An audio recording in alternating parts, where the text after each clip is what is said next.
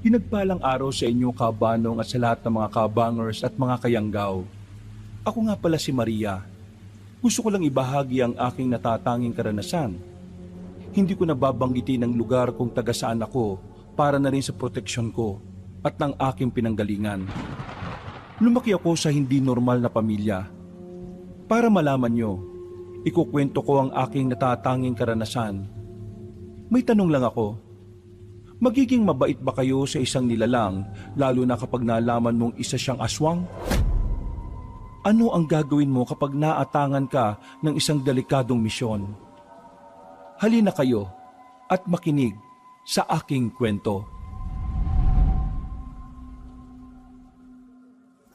Makinig kayong lahat! Si Maria ang aking napiling atasan na magmatsyag sa labas ng ating baryo. Alam ko na kakayanin ito ni Maria. Tay, baka kailangan ni Maria ng kasama. Pwede ho ako. Huwag na. Baka mas mabuking pa ako kapag ikaw ang kasama ko. Tama si Lucas, Maria.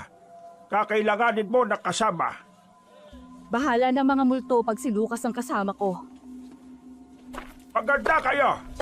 Dahil malakas ang ating makakalaban. Hindi sila basta-basta na aswang lang. Malakas sila kahit umaga. Palagi niyong tatandaan, lalo na sa ating mga kabataang manunugis, na ang batas sa ating tungkulin ay wala dapat tayong awa sa mga aswang. Mapabata man o matanda.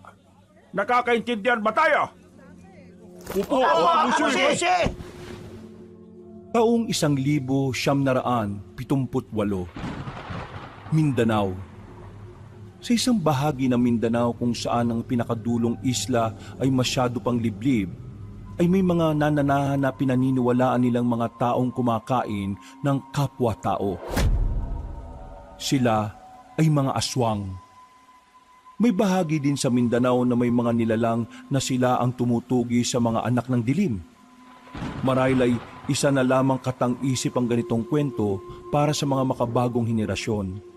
Ngunit para sa ating mga ipinanganak sa makalumang panahon ay pinaniniwalaan ito at karamihan sa atin ay mismong naging ating kwento. Hintay Maria, handa ka na ba sa mission mo? Ang makasama ka, ang hindi ako handa. Grabe ka naman sa akin. Marami na akong napagtagumpay ang mission, Inday Maria, no? Kaya wag mo akong malitin. Oo na. Hindi ko nalang babanggitin yung muntik kang makain ng buhay sa huling kuta ng mga katutubong aswang ng nakaraang taon. Magsasalita pa sana si Lucas nang dumating ang aking ina na tawagin niyo na lamang na Rita. May dalang kahon si ina na alam na namin kung ano ang mga laman. Isang mahusay na manggagamot ang aking ina, kabanong. Isa din siyang babaylan at isa siya sa mga itinuturing na mahalaga sa aming angkan at baryo. Nay, dumating ka na po pala. Hoy, Lucas, tulungan mo nga ang nanay ko. Suplada nito. Mag-uutos na lang eh. Nay, akin na ho yung dala ninyo. Salamat, iho. Ay, dyan mo na lang ilagay sa lamesa. Nagpasalamat naman ang aking ina nang ilapag na ni Lucas ang kahon na dala niya sa lamesa. Naupo naman kaming dalawa nang sabihan kami ni ina na maupo. Nagtutulakan pa kaming dalawa na ikinailing na lamang ni ina. Hay nako, kayong dalawa, wala nang ginawa kundi mag-asaran.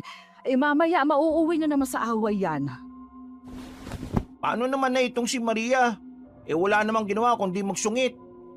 Ang totoo, Nay, binuo niyo ba ni Tatay Jose itong bunso niyo na masama ang panahon? Ako'y tigil-tigilan mo, Lucas, ha? Baka baliktarin ko yung ulo mo. Hay siya, tama na yan. Makinig kayong dalawa. Ang laman ng kahon na ito ay magagamit ninyo sa inyong misyon. Nakinig naman kami sa paliwanag ng aking ina, kabanong.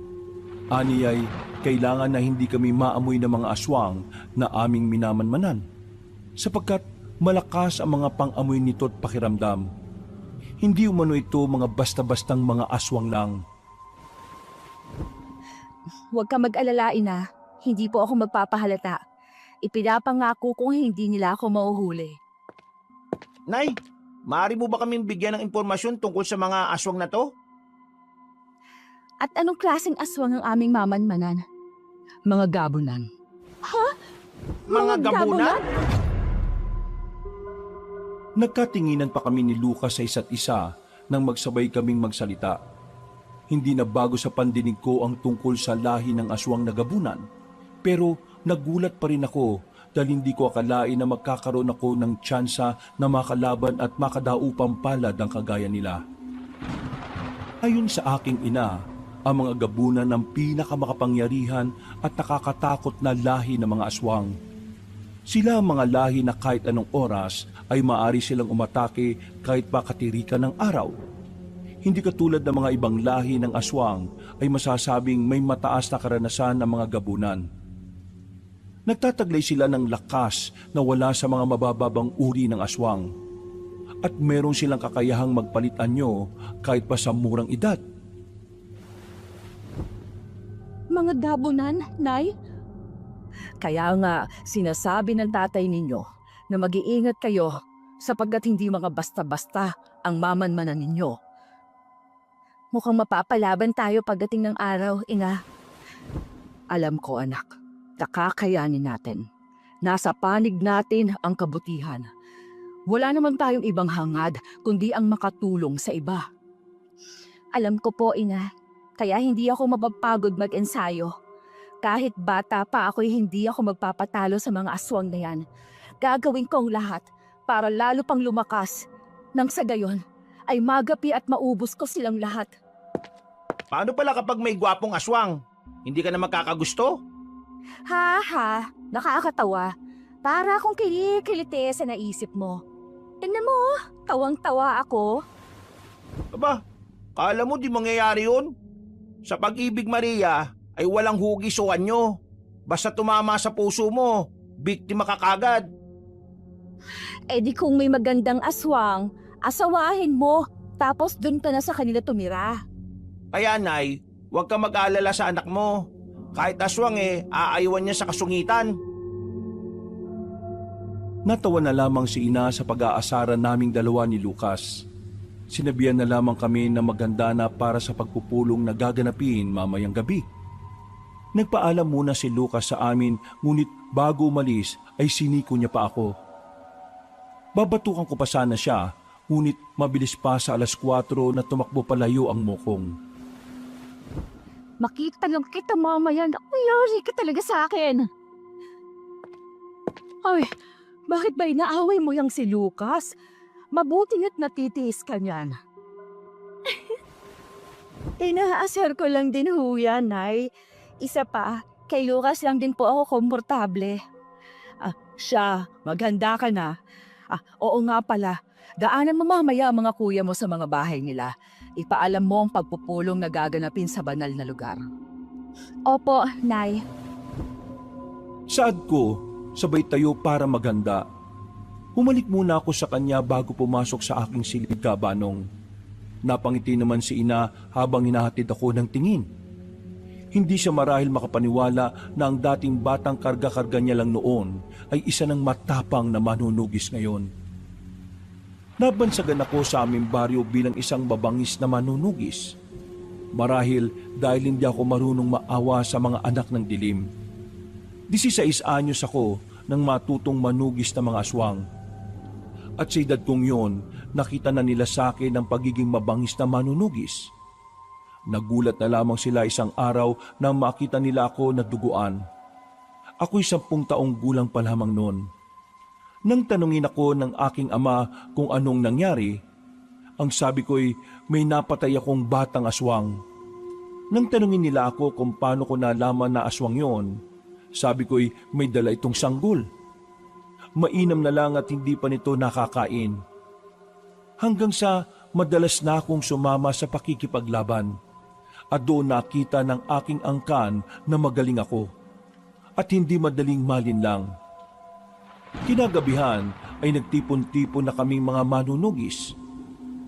Aming pag-uusapan kung anong klaseng aswang ang aming makakalaban. At pag-uusapan din namin kung ano ang mga kakayahan nito at paano namin sila mamanmanan. Magandang gabi sa inyong lahat. Ngayong gabi ating pagpupulungan ang lahi ng aswang na ating makakalaban at ang paglabas nila Maria at Lucas sa ating baryo para magbanman.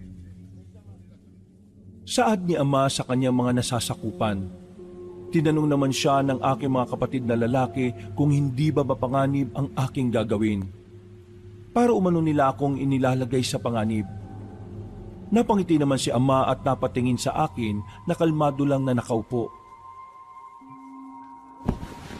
Pakiwari ko'y hindi naman natatakot si Maria. Ako po'y pahintulutan ninyong magsalita aming pinuno. Sige Maria, Kayo'y huwag matakot dahil ang baon ko'y gabay ng Panginoon sa aking paglabas. Nauunawaan ko na kayo'y nag-aalala sa akin at iyon ay aking pinapasalamatan. Ngunit magtiwala kayo na hindi tayo matatalo. Napangiti naman ang aming pinuno, Kabanong, at pinasalamatan ako.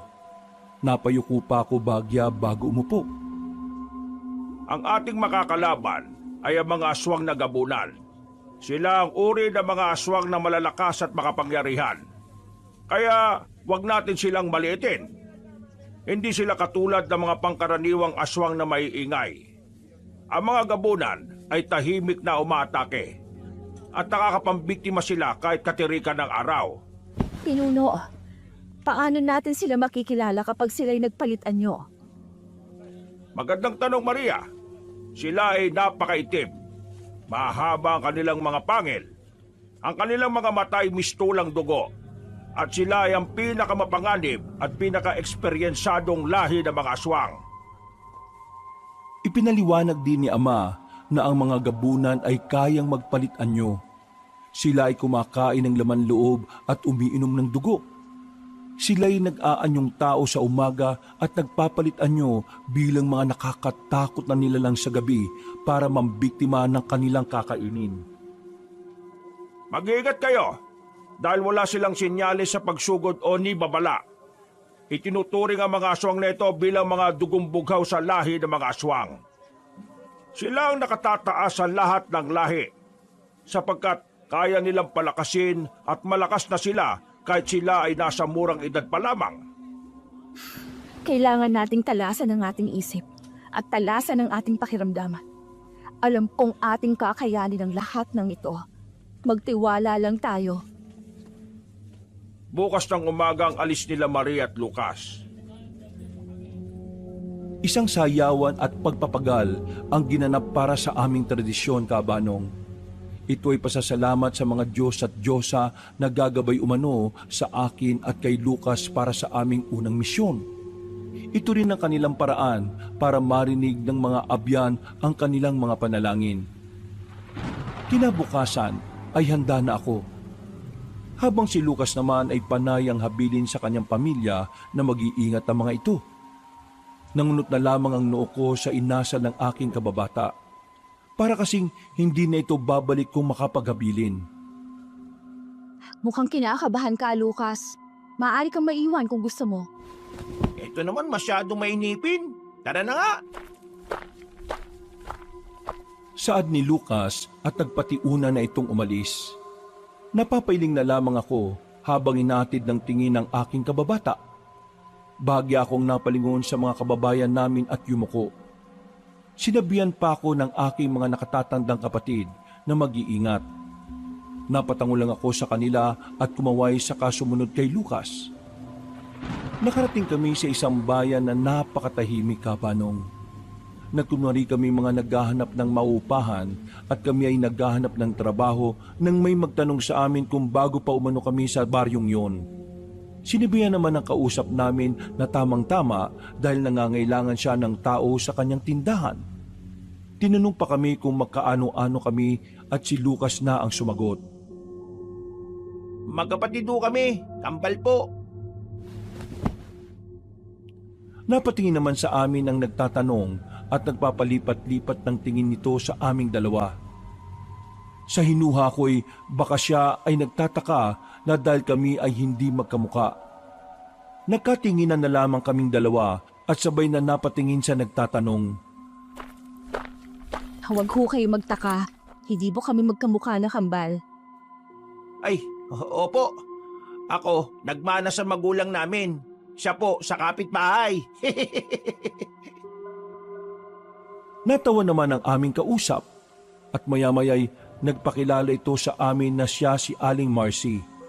Sinabi niya sa amin na kapag tapos na umano ang trabaho ay huwag na kaming lalabas. At bago mag-alas 6 ng gabi ay dapat nakasarado na ang tindahan at nakauwi na kami. Nagkatinginan naman kami ni Lucas. Tila nahulaan naman ng aming kausap ang aming reaksyon. Aniya, mapanganib na ang lugar na yon. Naglipa na ang patayan. Marami na natatagpo ang patay na halos wala ng laman loob. Kaya pinaalalahanan niya muli kami na mag-iingat at huwag basta-basta magtitiwala. Tinanong pa ni Lucas kung sino ang pumapatay na sinagot naman ni Aling Marcy na mga aswang umano. Nagkatinginan naman kami ni Lucas Cabanong. Napatingin ulit kami kay Aling Marcy nang muli itong magsalita. Sinabi niya na sana umano ay may dumating na tulong sa kanila para mawala na ang takot nila sa dilim. Ilang taon na rin silang nababalutan ng takot. Hindi na umano nila naranasan ng lumalabas sa gabi. Kailangan natin ng iba yung pag-iingat. Huwag tayo basta-basta magtitiwala. Saad ko kay Lucas nang nasa inuupahang bahay na namin kami. Kahit kay Aling Marcy? Kahit sa ating sarili, tandaan mo, kayang magpalit anyo ng mga aswang na ating mamanmanan. Kaya kanilang gayahin at maging ako. Napatango naman si Lucas at naintindihan niya ang aking ibig sabihin. Napabuntong hininga siya at nagkunway napatingin sa kabuuan ng silid. Mainam na lamang ay may 2 kwarto ang pinaupahang bahay ni Aling Marcy. Isa pa'y malapit lamang ito sa aming pagtatrabaho ang tindahan. Ayon kasi sa matanda, mapanganib kapag uuwi pa kami sa malayo. Napatango kami ni Lucas kahit di naman kami nababahala sa sinasabi niyang mapanganib. Huwag mong kalilimutang isuot palagi ang kwintas mong bala. Palatandaan natin yan kapag may aswang na aaligid sa atin. Naunawaan ko. Pero maaari bang bukas na natin simulan yung pagmamanman? Magpahinga muna tayo. Medyo napagod ako sa lakad na ginawa natin eh. Sige, magpahinga ka na. Ikaw rin, magpahinga ka na. Habang nagpapahinga kami ni Lucas, ay bigla kaming napabangon dahil sa mga alulong na aming narinig. Sabay pa halos kaming lumabas sa aming silid. Sinenyasan ko si Lucas na yumuko at huwag maingay. Sumenyas pa akong sisilipin ko sa bintana. Halos gumagapang akong palapit sa bintana. At may maliit na siwang doon kaya bahagya akong sumilip. Nanlaki ang aking mga mata nang makita ang isang nilalang sa labas. Nakatayo ito na parabang siya ang hari sa loob ng makakapal na hamog. Sinenyasan ko si Lucas na lumapit. Binabalaan ko pa siyang magdahan-dahan. Ayon kasi sa aking ama na pinuno ng aming triboy, malakas umano ang pakiramdam ng mga aswang. At maging ang kanilang pandinig. Nang makalapit si Lucas ay agad siyang sumilip sa maliit na siwang. At katulad ko ay nanlaki rin ang kanyang mga mata sa nakita. Mga aswang! Marahil sila na yung mga gabunan! Hindi sila ang gabunan. Tingnan mo mabuti. Ang iingay nila. Panay ang bulungan namin nang biglang kumalabog ang dingding ng aming inuupahang bahay. Maagap ko pang tinakpan ng bibig ni Lucas dahil muntika na siyang mapasigaw. Nasa ganun kaming tagpo nang may sumigaw mula sa labas. Nanlalaki ang aming mga mata. Sinilip ko ang labas at may nakita akong babae na bihag ng mga aswang. Dali, kailangan natin siyang tulungan. Dali-dali naming sinuot ang aming maskara. Ginawa yon ng aming mga kapatid para hindi kami makilala ng mga aswang kapag nakipagsagupaan kami. Sinuot ko rin ang aking bandanang pula na madalas kong suot kapag nakikipaglaban ako at ganun din si Lucas sa kanyang itim na bandana. Kinuha ko ang aking 2 baston na pang-arnis na si ama pa ang gumawa para sa akin. Ano? Handa ka na ba makipaglaban? Handa na ako. Ikaw ba? Handa ka na ba? Kahapon pa. Tara na. Saad ko sabay labas sa likod bahay nila. Nagtanguan kaming 2 ni Lucas at dahan-dahang sumilip. Panahiyaw ng babae at alulong na mga aswang sa labas. Sumenyas ako sa kabila, dumaan si Lucas na agad naman itong ikinatango. Hoy! Mga pangit! Bitawan ninyo ang babaeng yan! Kung ayaw sa inyo, wag na ninyong ipilit! Napalingon ng mga aswang. At tama nga kung hindi ito mga gabunan. Sa wari ko'y mga aswang na payong ang mga yon kung tawagin. Nang makita ko ng mga aswang ay napasigaw sila. Nabitawan nila ang babae at tumarap sa akin. Nakita ko naman na mabilis pa sa 4:00 nakuha ni Lucas ang babae at sinabi niyang magtago muna ang babae sa likod ng bahay na aming inuupahan. Ngunit hindi niya pinaalam na dun kami nakatira o kami ang nakatira sa bahay na yon. Umalulong pa ang mga aswang at tila ba handa na mga ito na ako ay sugurin.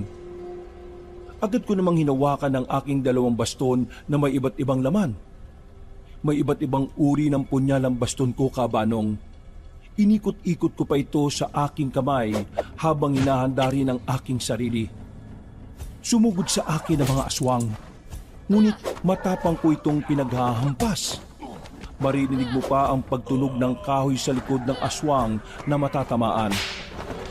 Si Lucas naman ang may hawak sa latigong gawa sa buntot pagi at sanga ng suha na may tinik pa. Wala niyang habas na pinaglalatigo ang sinumang aswang na kanyang makakaharap. Maririnig ang sigaw ng mga aswang kada matatamaan ng mga sandata naming 2.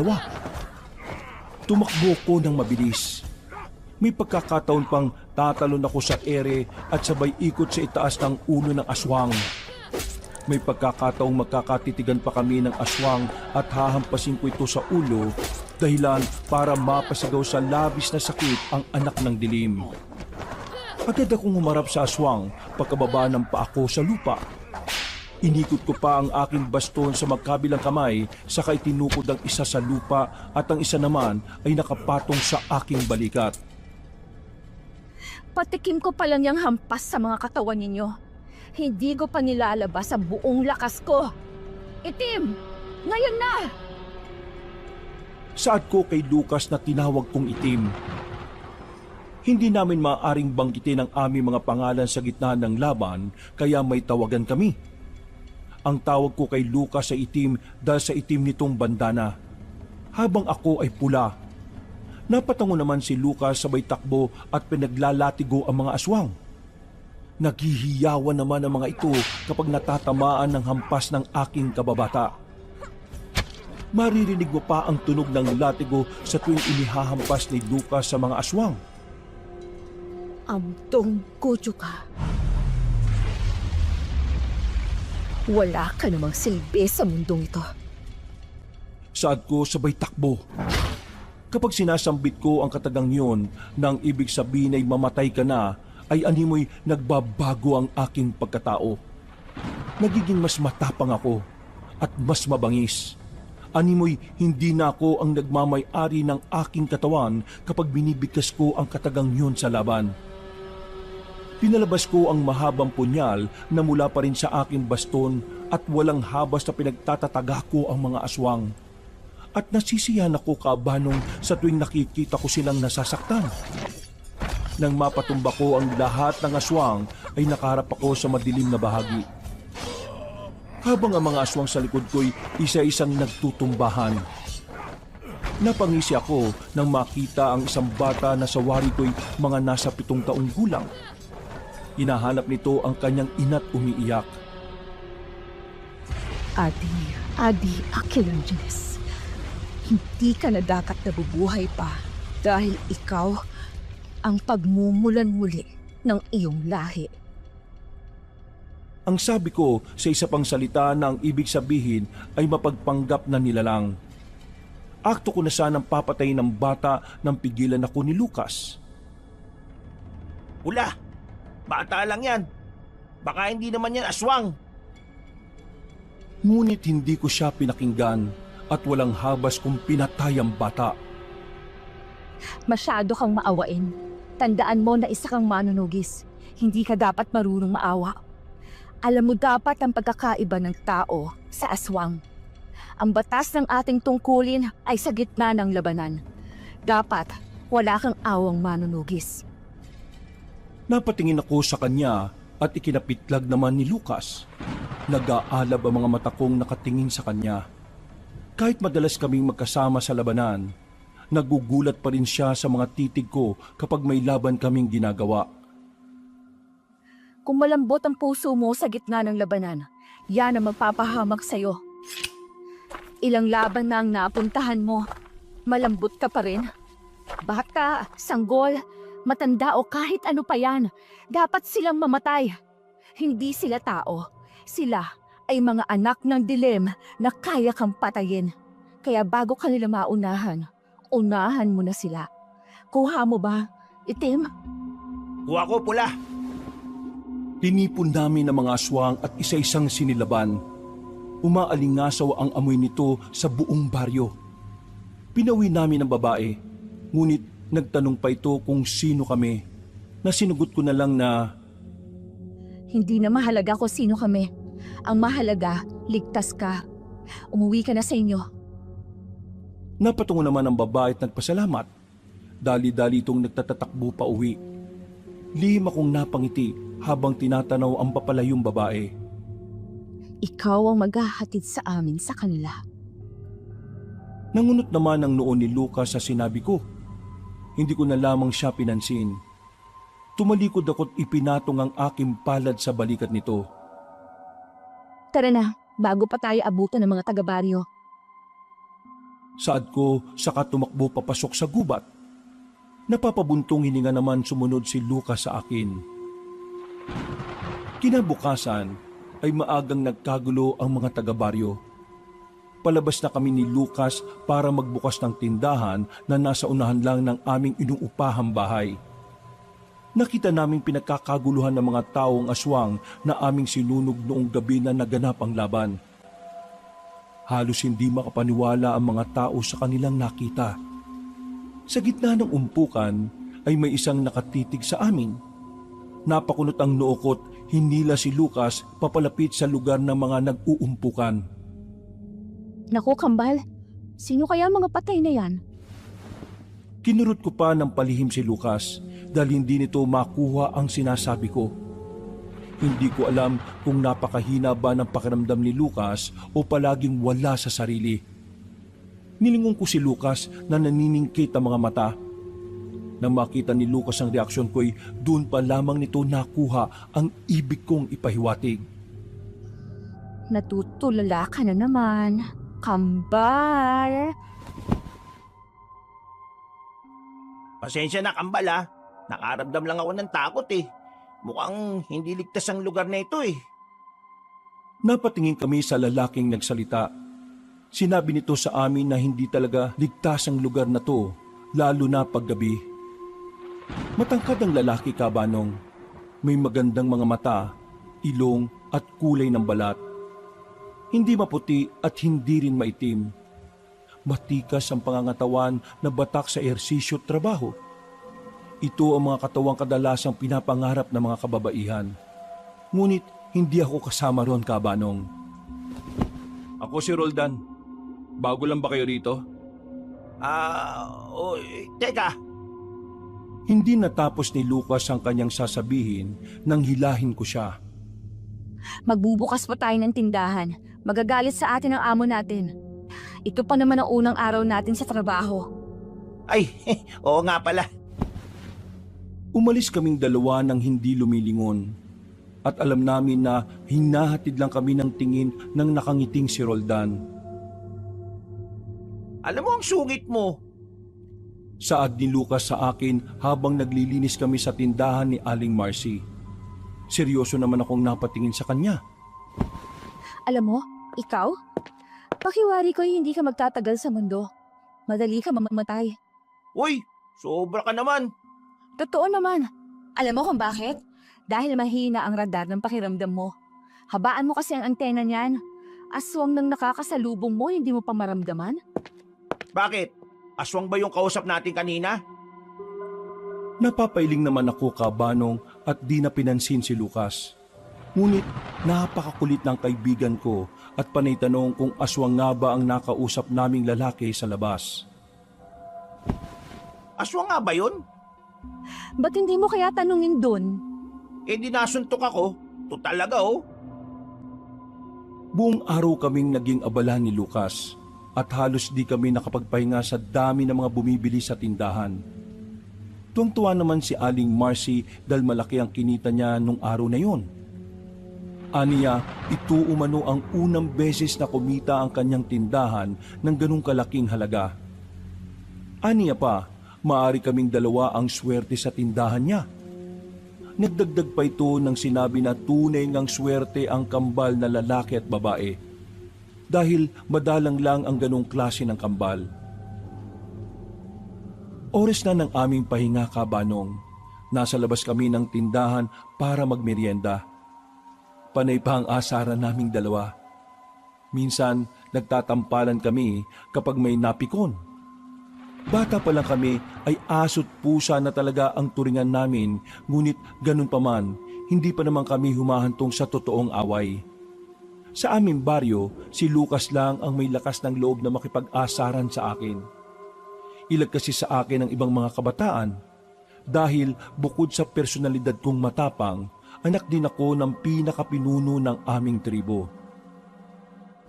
Huwag mo akong ginaganyan, Maria. Tanda mong ako lang ang kaibigan mo. Wala akong pakialam. Aawayin pa rin kita para lubayan mo na ako. Malabo pa yan sabog, no? Magtatampuan tayo pero di tayo maghiwalay. Tuleg, masamang biro yan. Natatawa naman si Lucas at muli akong sinuntok sa balikat, ngunit mahina lang.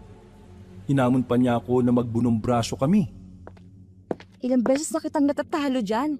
Hindi ka pa ba nauumay? Hindi kasi ako titigil hanggat hindi ka natatalo sa bunong braso. Pataba ka muna. O di naman kaya buhatin mo mga bigas dyan araw-araw para lumakas sa muscles mo. Darating din ang panahon, matatalo kita sa bunong braso. Napapailing na lamang ako habang si Lucas ay tumayo at panay ang karate. Natatawa namang napapatingin si Aling Marcy sa kanya. Nasabi pa ng matanda na baswerte ang aming mga magulang dahil malapit kami sa isa't isa. Habang nasa ganun kaming tagpo ni Lucas ay may babaeng bumili sa tindahan. Sabay pa kaming napatingin sa babae. Magsasalita pa sana si Lucas nang pigilan ko siya. Mainam na lang at madaling naunawaan ni Lucas ang nais kong iparating sa kanya. Muling nagkarate si Lucas at panay pa ang kanyang tumbling na ikinailing ko naman. Napatigil lang siya nang lumapit sa amin ang babae. Ito yung babaeng tinulungan namin noong isang gabi. Magandang araw. Bago kayo rito? Oo. Mahirap kasi sa bayan namin kaya naghanap kami ng mapapasukan trabaho. Ako nga pala si Tarsila. Pagpapakilala niya sa amin, nang marinig ang pangalan ng dalaga, ay napalingon si Lucas sa akin na nanlalaki ang mga mata. Para pa itong matatawa habang ako ay tahimik lang na nakaupo. Tarsila, ako pala si Lucas. Siya naman si Maria, ang aking kapatid. Napangiti si Tarsila sa kainabot ng kamay kay Lucas. Alanganin namang tinanggap ng kababata ko ang kamay ng dalaga. Pagkunway, inilahad ni Tarsila ang kamay niya sa akin. Ngunit tingin lang ang tanging tugon ko. Alanganin namang binaba ni Tarsila ang kamay niya at payak na napangiti. Marumi kasi ang mga kamay ko. Ayos lang. Saad ni Tarsila at ngumiti. Ngunit ako ay parang pinaglihi sa sama ng loob. Kahit minsan ay hindi nila ako nakikitang ngumiti. Sa bayan namin, binansagan akong mahal ang aking ngiti sapagkat hindi ako basta-basta napapangiti. Simula nung araw na nakapatay ako ng batang aswang, ay hindi na ako ngumiting muli. At kahit ang tumawa ay nakalimutan ko nang gawin. Lucas, bumalik na tayo sa trabaho. O sige. Saad ni Lucas na napapakamot pa sa kanyang ulo. Sige Tarsila. Pasensya ka na sa kambal ko ha. Pinagli kasi yan sa samaan ng loob eh. Lucas, Oo na, nariyan na po kamahalan. Saad ni Lucas sabay sunod sa akin. Walang ngiting sinundan kami ni Tarsila ng tingin. Kinagabihan, maaga kaming nagsara ng tindahan ni Lucas. Nag-aayos na kami sapagkat kami ay nagmamanman. Sinutan namin ang aming mga bandana at maskara para hindi kami makilala ng aming minamanmanan. kailangan malaman natin kung saan nalungga ng mga gabunan. Saad ko kay Lucas, kasalukuyan kaming nasa gubat para magmanman. Habang nagmamanman ay may nakita kami na 3 magagandang babae. Mahaba ang mga buhok nito't magaganda ang kanilang mga balat. Mga mandarangkal, sa wari ko'y mambibiktima yan sila. Tugurin na ba natin? Ako muna, dahil kalalakihan ng mga binibiktima ng mga asong nito. Saad ko na ikinatango ni Lucas. Hindi nalingid sa aming pakiramdam ang presensya ng aswang na mandarangkal. Maraming beses na kaming nakikipagsagupa sa uri ng mga aswang na to. Kaya unang tingin pa lang namin sa mga babae ay alam na namin ito'y mga mandarangkal. Ang mga mandarangkal ay mga uri ng aswang na may kawangis na tipaklong o mas kilala sa tawag na praying mantis. Ginagamit nila ang kanilang mga kagandahan para makapanlinlang ng kanilang mga bibiktimahin. At kadalasan sa mga binibiktima ng mga mandarangkal ay mga kalalakihan. At ang kanilang mahabang buhok ang kanilang ginagamit para sakalin ang biktima. Pupuluputan nila ito ng kanilang mahabang buhok hanggang sa mamatay. Pinapatay nila ang biktima nila matapos makipagtalik. Saan ang punto ninyo mga binibini? Masyado niyong mapanganib para sa inyo ang ganitong oras. Maliban na lang kung kayo ang panganib. Nagkatinginan ang mga mandarangkal at akto na sana silang susugod nang ilabas ko ang aking baston na may punyal at pinagpuputol ang kanilang mga buhok. Napasigaw ang mga mandarangkal at bigla silang nagpalit ng anyo sa kanilang mga totoong muka at sinugod ako. Kalmado lang ako na nakikipaglaban kabanong. Baliwala na sa akin ang mga atake ng aswang. Kalmado ko lang na iniilagan ang mga atake ng mga ito. May pagkakataon pang napapatulon ako sa puno at iikot pababa sabay hampas sa aswang. Namamanga naman si Lucas habang nanonood sa akin. Habang tumatagal ay mas nagiging biyasa at magaling ako sa pakikipaglaban. Amdong kudyo ka. Muling saad ko, hindi alam ni Lucas kung ano ang ibig sabihin noon o anong klaseng salita yon. Ang alam niya lang ay kapag binabanggit ko yon ay nag-iiba ang personalidad ko. Maging ako ay medyo nararamdaman ko yon. Nagiging mas mabangis at mas nagiging malakas ako. Tumakbo ang mga mandarangkal. Hinabol naman sila ni Lucas. Ngunit wala sa aswang ang atensyon ni Lucas, kundi nasa akin. Nangunot lang ang noo ko at hinayaan siya. Ngayon na, itim! Sigaw ko sa kanya. Napatango naman si Lucas at walang pag-aalinlangang nilatigo ang mga aswang. Napayaw ang isang mandarangkal sa sakit ng kanyang likod. Napalod ito habang namimilipit sa sakit. Tumalon ako sabay ikot sa ere. Napatingin pa ang mandarangkal sa akin. Nagkatitigang kami at kasunod noon ay ang pagpugot ko sa ulo ng aswang. Napahiyaw ang dalawang mandarangkal nang makitang namatay ang isa nilang kasama. Akto ng susugod ang isa nang pigilan siya ng kasama niyang aswang. Hinila niya ang kasamahan na lumayo na. Napatingin pa sila sa kasamahang nasawi at balak na tumakbo na lang. Akala ba ninyo ay hahayaan ko na lang na umalis kayo? Mamamatay rin kayo, katulad ng kasama nyo! Saad ko sa kanila sabay habol sa kanilang dalawa. Sumugod naman si Lucas na nailing. Alam niyang hindi ako papayag na may mabuhay pa. Basta aswang, wala akong awa. Tikman ninyo ang galit ko, mga anak ng demonyo! Saad ko sabay labas ng mahaba kong punyal. Si Lucas naman ay walang habas niyang piniluputan ng kanyang latigo ang leeg ng dalawang mandarangkal sabay kapit sa puno. Nagpupumiglas naman ang dalawa habang si Lucas ay buong lakas niyang pinigilan na makatakbo ang mga ito. Tumalon ako sa harapan ng dalawang aswang sabay walang awang pinutol ko ang kanilang mga leeg. Wala akong panahong makipaghabulan. Saad ko nang maputol ang ulo ng dalawa. Tulad ng aming nakakaugalian, sinunog namin ang mga aswang. Umalingaso ang amoy ng mga ito sa paligid. Sinunog naman namin ang katawan ng aswang bilang banta sa iba pang lahi. Tara na. Aya ko kay Lucas at nagmamadali na kaming umalis. Naging banta sa iba pang aswang ang nangyayari, Kabanong. Hindi lang sa ibang lahi, kundi maging sa lahi ng mga gabunan.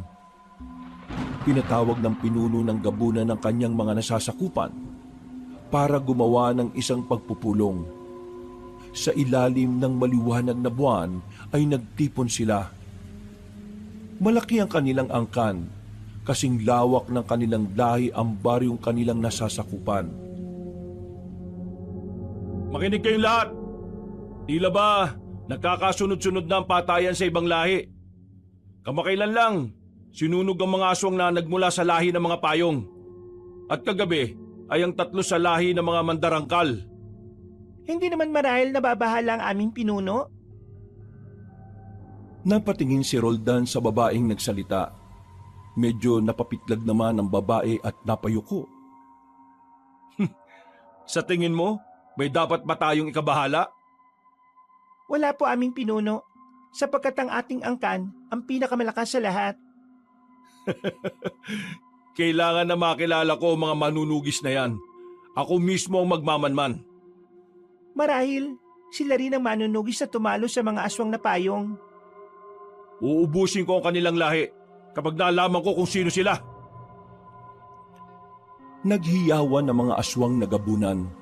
Halos umalingaw-ngaw ang kanilang mga alulong sa ilalim ng buwan. Halos sabay silang nagpalit ng anyo at tumakbo papunta sa kabilang bayan para mambiktima. Kinabukasan, maaga kaming nagbukas ng tindahan ni Lucas. Pagdating ni Aling Marcy ay malinis na ang tindahan niya at marami na siyang kinita. Natuwa siya nang makita ang benta niya. Saka tinawag kami ni Lucas. Nang makalapit na kami, ay inabot niya ang kakanin. Nagpasalamat naman kaming dalawa sa mabait naming amo. Tatalikod na sana kami na mas mainam kung palagi akong nakangiti. Dahil mas maganda ako kung gagawin ko yon. Napatingin naman ako sa natatawang si Lucas. Nangunot ang aking noo habang siya ay panay ang tawa. Sana mabulunan ka ng laway mo at hindi ka na makahinga. Uy, grabe siya oh. Totoo naman ang sinabi ni Aling Marcy Kambal eh. Maganda ka naman talaga kung ngingiti ka lang. Ay bakit ikaw? Kahit nga nakatawa ka, hindi ka naman pumupogi. Sobra ka naman. Natatawa si Aling Marcy sa asara naming dalawa. Nasa ganun kaming tagpo nang may bumili. Sabay pa kaming napatingin sa lalaking may maamong muka. Nakangiti ito sa amin. Magandang araw po. Pabili nga po ako ng maiinom. Ako na ho, Aling Marcy. Agad na kinuha ni Lucas ang maiinom na sinabi ng lalaki. Muntik pang mahulog ang bote nang hindi nahawakan na maayos ng lalaki kakatingin sa akin habang nag-aayos ako ng stock. Wala rin kasi akong pakialam sa kanya. Ngunit pinakiramdaman ko ang presensya niya. Tingnan mo kasi muna yung binibili mo. Kung saan-saan ka kasi nakatingin eh. Pasensya na ah. Hindi ko maiwasang mapatingin sa magandang babae dyan sa loob eh. Nangunot naman ang noo ko sa aking narinig at walang emosyon na napatingin sa lalaki. Napapailing na lang si Lucas habang nakatingin sa akin. Nasa ganoong tagpo kami nang bigla kaming nagkatinginan na dalawa. Nagtanguan ng palihim sapagkat uminit ang aming mga kwintas na bala. Ibig sabihin ay may aswang sa paligid at malapit lang ito. Tila din nagkaunawaan kami at sabay na napatingin sa lalaking bumili. Pagpasensyaan mo na. Suplada kasi yan eh. Mukhang hindi naman eh. Mukhang mahiyain lang siya. Ikaw yung lalaki nung isang araw, hindi ba? Oo, masaya akong naalala mo. Ako pala si Roldan. Ako si Maria. Siya naman si Lucas. Ang kakambal ko. Napatingin naman si Roldan kay Lucas. Nagpapalit-palit pa ang tingin niya sa aming dalawa. Napatingin naman si Lucas at ikinumpas ang kamay sa hangin. Huwag ka mag-alala. Marami din ang nagtataka kung bakit hindi kami magkamukha eh. Mana siya sa kapitbahay namin, samantalang ako, mana ako sa mga magulang namin. Ibig sabihin eh, mas maganda ang kapitbahay nyo kaysa sa mga magulang nyo? Pigil ang tawa kong nakatingin kay Lucas, Kabanong. Sumimangot lang ako nang mapatingin sa akin ng aking kababata at si Roldan.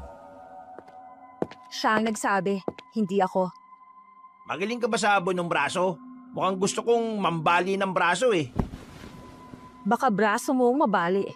Tingnan mo nga yung braso mo sa braso niya. Napakamot naman si Lucas ng kanyang batok nang matawa sila ang Aling Marcy at Roldan. Sa di kalayuan, may isang babaeng galit at nanlilisik ang mga matang nakamasid sa amin.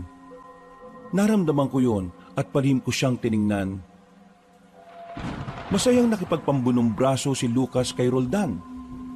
Kailangan naming gawin to para hindi kami paghinalaan ng aming pinaghihinalaan din. Napapailing na lamang ako na pinagmamasdan si Lucas, Kabanong. Sa pagpapanggap na magaling si Lucas, madali niyang naitago ang kanyang aura para di makita ng aswang. At siya din ang nagkukubli sa aura ko. Kaya hindi kami mapaghiwalay. Magpatalo ka na nga sa akin. Nang bumilib naman yung kambal ko. Paano naman ako makakapagpasikat sa kambal mo kung magpapatalo ako? Akong bahala sa'yo. Di lang kita ilalakad. Itatakbo pa kita sa kanya. Natawa naman si Roldan at pumayag sa gusto ni Lucas. Ilang minuto lang silang nagkatigasan ng lakas at ibinabana ni Roldan ang kanyang braso. Napasigaw naman si Lucas at napatingin sa akin dahilan para simangutan ko siya. Sus, pinagbigyan ka lang ng kalaban mo. Sat ko sa kanya sabay pasok sa tindahan para muling magtrabaho. Nagpaalam na rin sa amin si Roldan. Kumuway pa si Lucas sa kanya. Nangunot pa ang noo ko sa ginawa ni Lucas. Hinatid lang namin ang tingin ng binata at sabay na napahawak sa aming kwintas. Kinahapunan ay maaga kaming nagsarado katulad ng madalas na bilin ni Aling Marcy. Habang pauwi kami ay nakatayo na sa di kalayuan ang babaeng nakatingin sa amin kanina. Walang iba kundi si Tarsila. Bago kami makapasok sa pinto ng aming inuupahang bahay ay tinawag kami ni Tarsila. Sabay pa kaming napahinto ni Lucas at sabay rin na napatingin sa nakangiting babae. May tatanong ako. Umuwi ka na. Masyado mapanganib ang gabi. Balita ako may mga aswang na nagkalat dito. Hindi ka ba natatakot? Pagputol ko sa kanyang sasabihin, napatingin pa siya sa paligid. Magsasalita pa siya nang pagsarhan ko siya ng pinto. Masama namang napatingin si Tarsila sa nakasaradong pinto na di niya nalalamang pinagmamasdan ko siya mula sa loob. Huwag kang magtatangkang agawin siya sa akin, mortal. Ang aking mahal na si Roldan. Makakamatayan. Hindi niya natapos ang kanyang sanang sasabihin nang muli kong buksan ang pinto. Walang emosyon ang mukha ko nang iluwal ng pintuan. Habang nakatingin sa kanya, napapitlag siya at napatras bahagya. Nariyan ka pa rin? Anong oras na? Hindi ka ba natatakot sa aswang? O baka isa ka ring aswang. Ha? Paano mo naman nasabi yan? Naisip ko lang kasi ang tapang mo na hanggang ngayon, nasa labas ka pa rin. Saad ko na napatingin pa sa dumidilim na langit. Magtatakip silim na kasi. Oras na ng labasan ng mga nilalang sa dilim. Napatingin si Tarsila sa langit. Nanlaki ang kanyang mga mata dahil nag-aagaw na ang liwanag at dilim. Dali-dali siyang tumakbo. Hindi na niya nagawang magpaalam sa akin, Kabanong. Nakangisi lang ako habang pinagmamasdan siyang papalayo. Kumaripas ba ng takbo? Minaman-manan na nila tayo. Samantalang sila, nahuli na natin. Ang gagawin na lamang natin ay pag-aralan kung ano ang kanilang kalakasan at kahinaan. Samantala, pagsapit ng gabi, ay kasabay nitong umakyat ang liwanag ng buwan para tanglawan ng kalawakan. Mabilis ang aming takbo. Mainam at sanay na kami sa kagubatang estranghero para sa amin. Napahinto ko sa isang puno at tahimik na nagmamanman. May naaamoy ako mula sa ngamoy. Nasa paligid lang. Mag-iingat ka. Mukhang malakas ang mga aswang nito. Nagpatiuna ako ng takbo at sumunod naman si Lucas sa akin. Walang tunog ang aming mga paa. Habang tumatakbo para sundan ang amoy ng aking naaamoy. Napahinto kami nang may makita kami mga nag-uumpukan. Agad kong sinenyasan si Lucas na huminto. Mga bangkilan. Hindi pa pala naubos ang lahi ng mga ito. Sa wari ko, ang iba sa kanila ay nahawaan na lamang eh. Tunay ngang malakas ang uri ng aswang na to. Ang mga bangkilan ay uri ng aswang na pinaniniwala ang magagandang dilag. Para rin silang mga mandarangkal, ngunit magkaiba lang ang taglay na lakas. Nagmula o nahahanay sila sa angka ng mga kadatuan at sila ay may kakayahang mag-anyong aso, baboy, ibon at iba pang mga nilalang ng dilim. Ang kanilang tunay na anyo ay mga magagandang aswang na may maliliit ngunit malalakas na pakpak ng paniki sa likuran at mahaba at matalas na kuko sa kamay. Higit silang nakatataas kaysa sa ibang uri ng aswang. Isa pa, may kakayahan silang gawing aswang ang karaniwang tao sa pamamagitan ng bagsali ng kanilang perlas na itim mula sa kanilang bibig. Sa mga taong kanilang nais na hawaan at gusto nilang maging aswang. Ilang taon ko ring pinag-aralan ng bawat lahi ng aswang, Kabanong, at isa ang bangkilan sa aming pinag-aralan.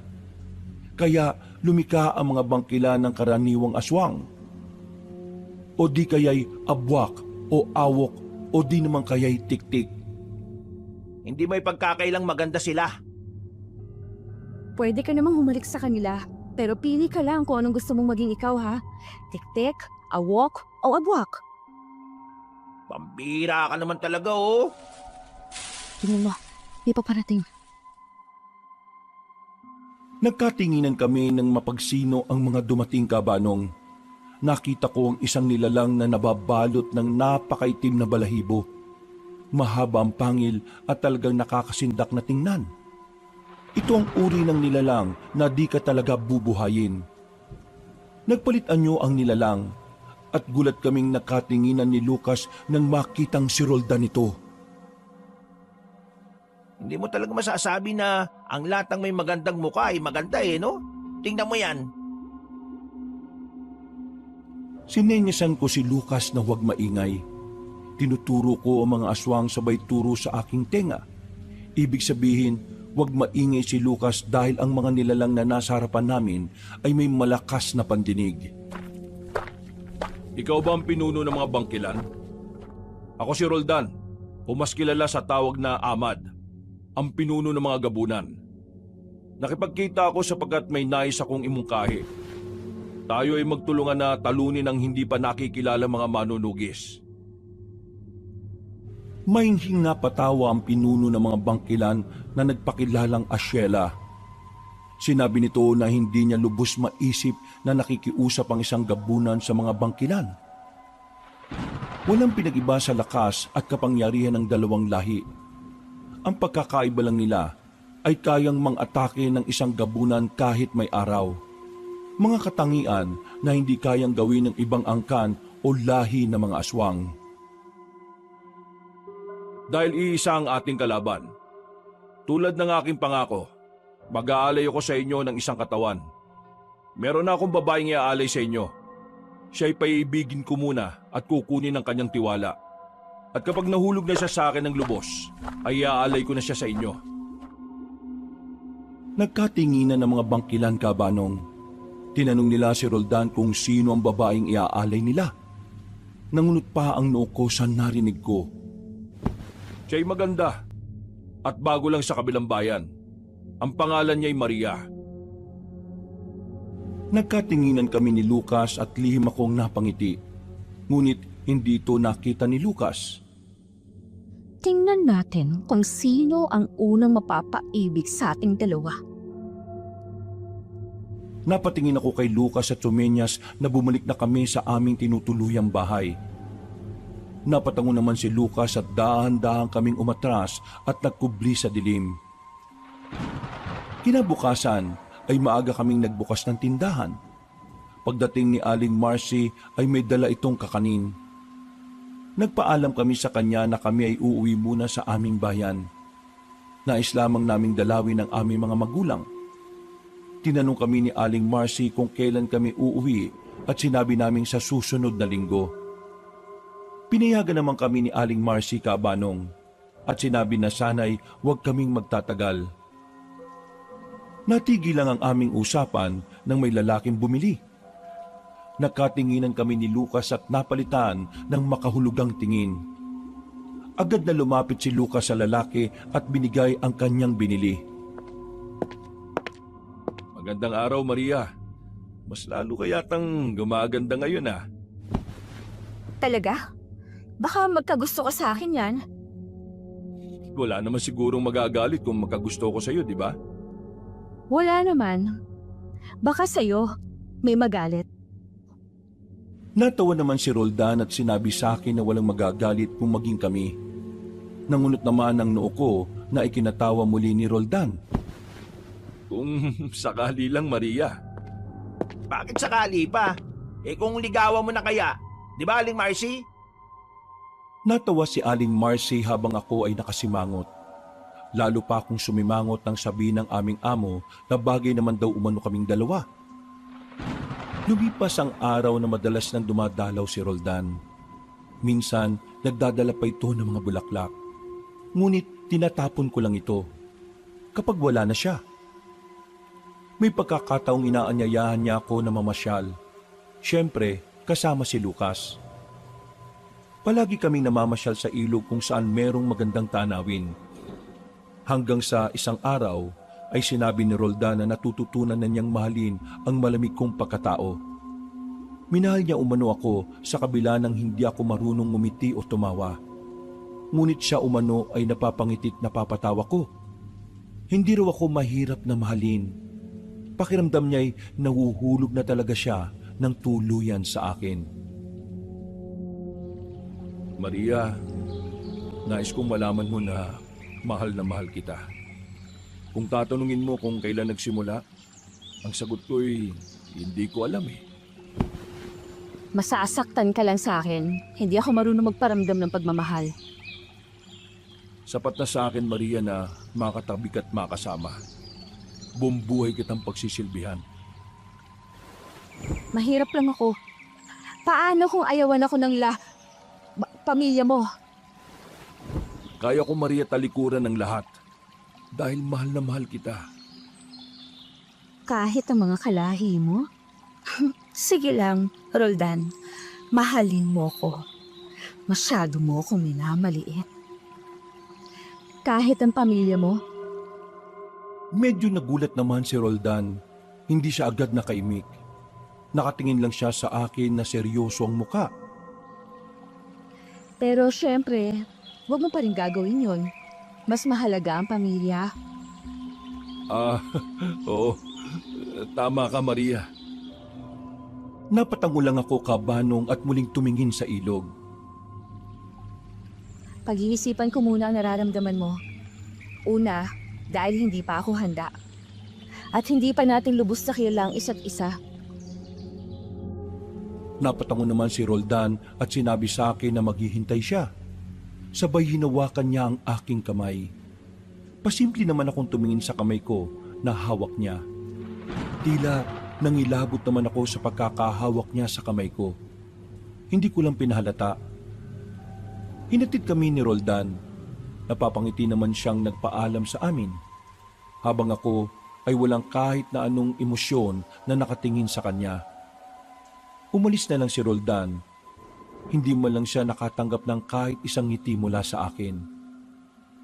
Pagkasarado ko ng pinto, ay agad akong naligo at naglagay ng mga langis pangontra sa aswang. Ganon din si Lucas. Nasa ganong kaming tagpo nang may umalulong sa labas ng aming inuupahang bahay. Nakatinginan pa kami ni Lucas at bagyang sumilip sa siwang sa dingding. Isang nilalang ang nakatayo sa labas at masamang nakatitig sa bahay namin. Pinatay ni Lucas ang ilaw para sabihin kami ay matutulog na. Ngunit inihahanda namin ang aming madalas isuot kapag nagmamanman o nakikipaglaban kami. Nang akto na kaming lalabas sa likod ng bahay, ay may narinig kaming usapan at pamilyar sa akin ang boses. Sinenyasang ko si Lucas na magdahan-dahan. Muli kaming sumilip at nakita naming nagtatalo si Roldan at ang babae na nakatayo kanina. Anong ginagawa mo dito, Tarsila? Pinuno, hindi ba't napaibig na ninyo ang babae na nasa tahanang yan? Bakit hindi natin siya ialay sa mga bangkilan? Wag mo siyang gagalawin. Saad ni Roldan sa maotoridad niyang boses. Napatingin muna si Tarsila sa bahay namin saka napatingin sa kanyang pinuno. Mukhang nagbago yata ang ihip ng hangin, Pinuno. Mukhang ikaw ang napaibig ni Maria at hindi si Maria ang napaibig mo. Kapakanan ng ating nasasakupan ng isipin mo. Ialay mo na ang babaeng yan sa mga bangkilan. Inuutusan mo ba ako? Kung ikaw kayang ialay ko sa mga bangkilan. Uunahin mo pa ba ang babaeng yan kumpara sa ating lahi? Magiging kalahi din natin siya balang araw at lulod ka rin sa harapan niya. Kung ako sa'yo, tantanan mo ng babaeng yan. Siya ang papatay at magpapahamak sa'yo. Pwes, tatanggapin ko. Huwag mo akong ginagalit kung ayaw mong ipalapa kita sa mga kauri mo. Natawa naman si Tarsila sa sinabi ng kanyang pinuno, Kabanong. Tila yata kahinaan mo ang puso mo, Pinuno. Saad ni Tarsila sabay alis. Napatingin muna si Roldan sa tahanan namin bago malis at naglaho sa kadiliman. Mukhang tinamaan sa iyo yung pinuno ng mga gabunan Saad ni Lucas. Walang reaksyon naman akong napatingin sa kanya. Huwag kang palilin lang sa nakikita mo. Hindi mo ramdam? Patibong lamang nila yon. Tandaan mo, Lucas, ang isang pinuno ay hinding-hindi ipagkakanulo ang kanyang lahi para lang sa isang mortal. Samantala, nagsasaya ang mga gabunan sa ilalim ng buwan. Pinagdiriwang nila ang unang kabilugan nito. Nakaupo si Roldan sa kanyang trono habang nagsasayawan ang mga kababaihang aswang. Pinahanga mo ko, Tarsila. Magaling kang umarte. Sapagkat ako'y natuto lamang mula sa inyo, aming Pinuno. Alam kong narinig yun ni Maria at natitiyak kong mapapaibig ko na siya. May pakiramdam kasi akong Alam niyang ako ay kakaibang nilalang. Pakiwari ko, Pinuno, hindi sila mga normal na tao eh. Napakiramdaman ko rin yun. Ngunit mahabang pagmamanman pa ang kailangan hanggang makasiguro na tayo.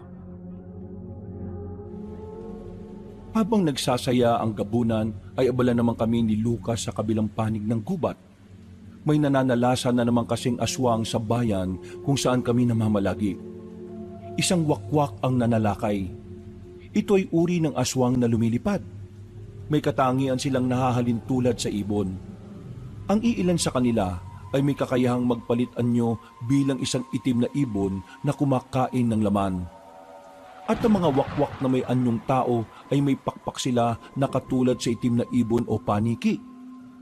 Mahaba ang kanilang mga kuko at ito ang kanilang ginagamit para pangwakwak sa katawan ng kanilang mga biktima. Mukhang mga wakwak ang mga yan ah. Hinaan mong boses mo. Maaaring malabong mga mata ng mga wakwak, ngunit matatalas ang kanilang mga pandinig. Bulong ko kay Lucas. Ayon sa sinabi noon ni Ama, ay bulag ang mga mata ng mga wakwak sa umaga at nakakakita lang sila sa gabi. Sila ang mga aswang na maihahalin tulad mo sa paniki na malinaw lamang ang mga mata sa dilim. Humanda ka. Mapapalaban tayo. Sumugod ako sa mga abalang aswang, Kabanong. Walang ingay kong pinaghahampa sa mga aswang at nagmistula silang mga nabulabog na paniki. Tumalon ako at walang habas kong pinaghahampa sa mga wakwak. Ang iba ay sinasaksak ko na hanggang sa mamatay. Si Lucas naman ay pinaglalatigo niya ang aswang. Naghihiyaw ang mga ito at umuusok pa. Ang iba ay mistulang nagtatawag ng kakampi, ngunit hindi ko sila hinahayaan na makaalulong pa. Sa tuwing natatamaan namin ng aswang ay para itong mga paniki na humihiyaw sa sakit. Mga demonyo! Dapat sa inyo hindi na binubuhay pa! Uubusin ko ang mga lahi ninyo nang hindi na kayo dumami pa! Saad ko sabay pugot sa ulo ng mga wakwak. Mapabata o matanda ay hindi ko kinaaawaan. Para sa akin ay mga anak ng dilim ang mga ito at bata pa lang ay sinasanay na silang maging mabangis. Halos natatalo na namin ang mga wakwak. Saglit akong napahinto nang makita ang pinakamalaki sa lahat ng wakwak. Marahil ito ang kanilang pinuno. Napasigaw ito ng nakakatakot sabay turo sa kinatatayuan ko. Napangisi naman ako sabay walang pag-aalinlangang sumugod. Nagpambuno kami, Kabanong. Ngunit pinakita kong malakas at wala lang sa akin ang ginagawang pagsugod ng aswang. Tumilapon ako, ngunit itinukod ko ang aking 2 baston sa lupa para hindi matumba. Napaluhod ang aking isang tuhod. Napatayo ako saka pinaikot-ikot ang aking baston. Napadura pa ako dahil dumugo ang aking labi. Amdonggujo ka. Pagpapayaran mo ang pagsapak mo sa akin. Saad ko, sabay sugod. Mabilis pa sa 4:00 sinugod ko ang pinakamalaking wakwak. Nagpangbuno kami. Kanya-kanyang sanga sa bawat atake. Ngunit sa tuwing ihahampas ko ang aking baston, ay mistulang mayayanig ang paligid. Bumabalik ko ang katawan ng aswang sa tuwing tatamaan ng aking baston na naging dahilan para magsuka ito ng dugo. Malakas ang sigaw ng aswang. Halos lupaypay na ang katawan niyang kakahampas ko. Halos lahat ng galit ko ay ibinuhos ko sa aswang. Nagmistulang ako na ang halimaw sa mga oras na yon. Maging si Lucas ay nagulat sa lakas na pinapakita ko. Ang ibang aswang ay sinisiliban ko na kahit buhay pa at ang mga batay itinatapon sa apoy. Lupasay na ang aswang at wala ng lakas na lumaban pa. Nilabas ko ang aking mahabang punyal mula sa baston at walang habas na ginilitan ng liig ang pinuno ng wakwak. Nagulat si Lucas nang buhatin ko ang pinakamalaking aswang at itinapon sa nagliliyab na apoy. Pinagmamasdan lang ako ni Lucas, Kabanong. Nakikita niya ang alab sa mga mata ko. Ang matang mabangis at walang takot. Tara na, Itim. Diretso na tayo sa ating bayan. Saad ko, sabay takbo ng mabilis. Walang imik naman na sumunod sa akin si Lucas. Binaybay namin ang kagubatan pabalik sa aming baryo para ibalita ang aming misyon. Masaya ako nakabalik kayo ng ligtas, anak. Salamat, mahal na pinuno. Ngunit nais kong malaman mo na sa bayang aming pinuntahan ay napakaraming aswang na gumagala. Maging sa mga karatig bayan niya ay napakaraming nananalasang aswang. Ang mga gabunan? Nakipag-isa sila sa mga bangkilan para matalo ang mga manunugis. At balak nilang paibigin si Maria para iaalay sa mga bangkilan. Napatingin naman si ama sa akin, habang ako ay tila walang kahit anong emosyon ang makikita sa aking muka. Hindi ko alam kung anong dapat na maging reaksyon ko sa mga sandaling yun. Anong yung balak? Papasukin natin ang kanilang lungga. Ibibigay ko sa kanila ang kanilang kagustuhan. Mainam na ating pagplanuhang mabuti ang ating gagawin para hindi tayo magkamali. Ama, sa unang kabilugan ng buwan, gaganapin ang kanilang pagtitipon para sa pagkakaisa nila. Yon din ang araw na atin silang lulusubin. Sumang-ayon si ama sa aking plano, Kaabanong, at ang gabi ring yun ay kanyang tinipon ng kanyang mga nasasakupan para sa pagpupulong. Ang lahat ng mga manunugis ay kanyang hinati sa 4. Batay na rin sa mapa na aming ibinigay. At sa 4 na sulok ng gubat ay may mga manunugis siyang itatalaga. Ang mga babaylan ang siyang may iwan para manalangin o magsasagawa ng taphag. Para tayo ay gabayan ng mga Diyos at ng ating mga abyan. Matapos ang pagpupulong ay bumalik kami ni Lucas sa bayan kinabukasan. Habang naglalakad kami ay may nakasalubong kami mga babae.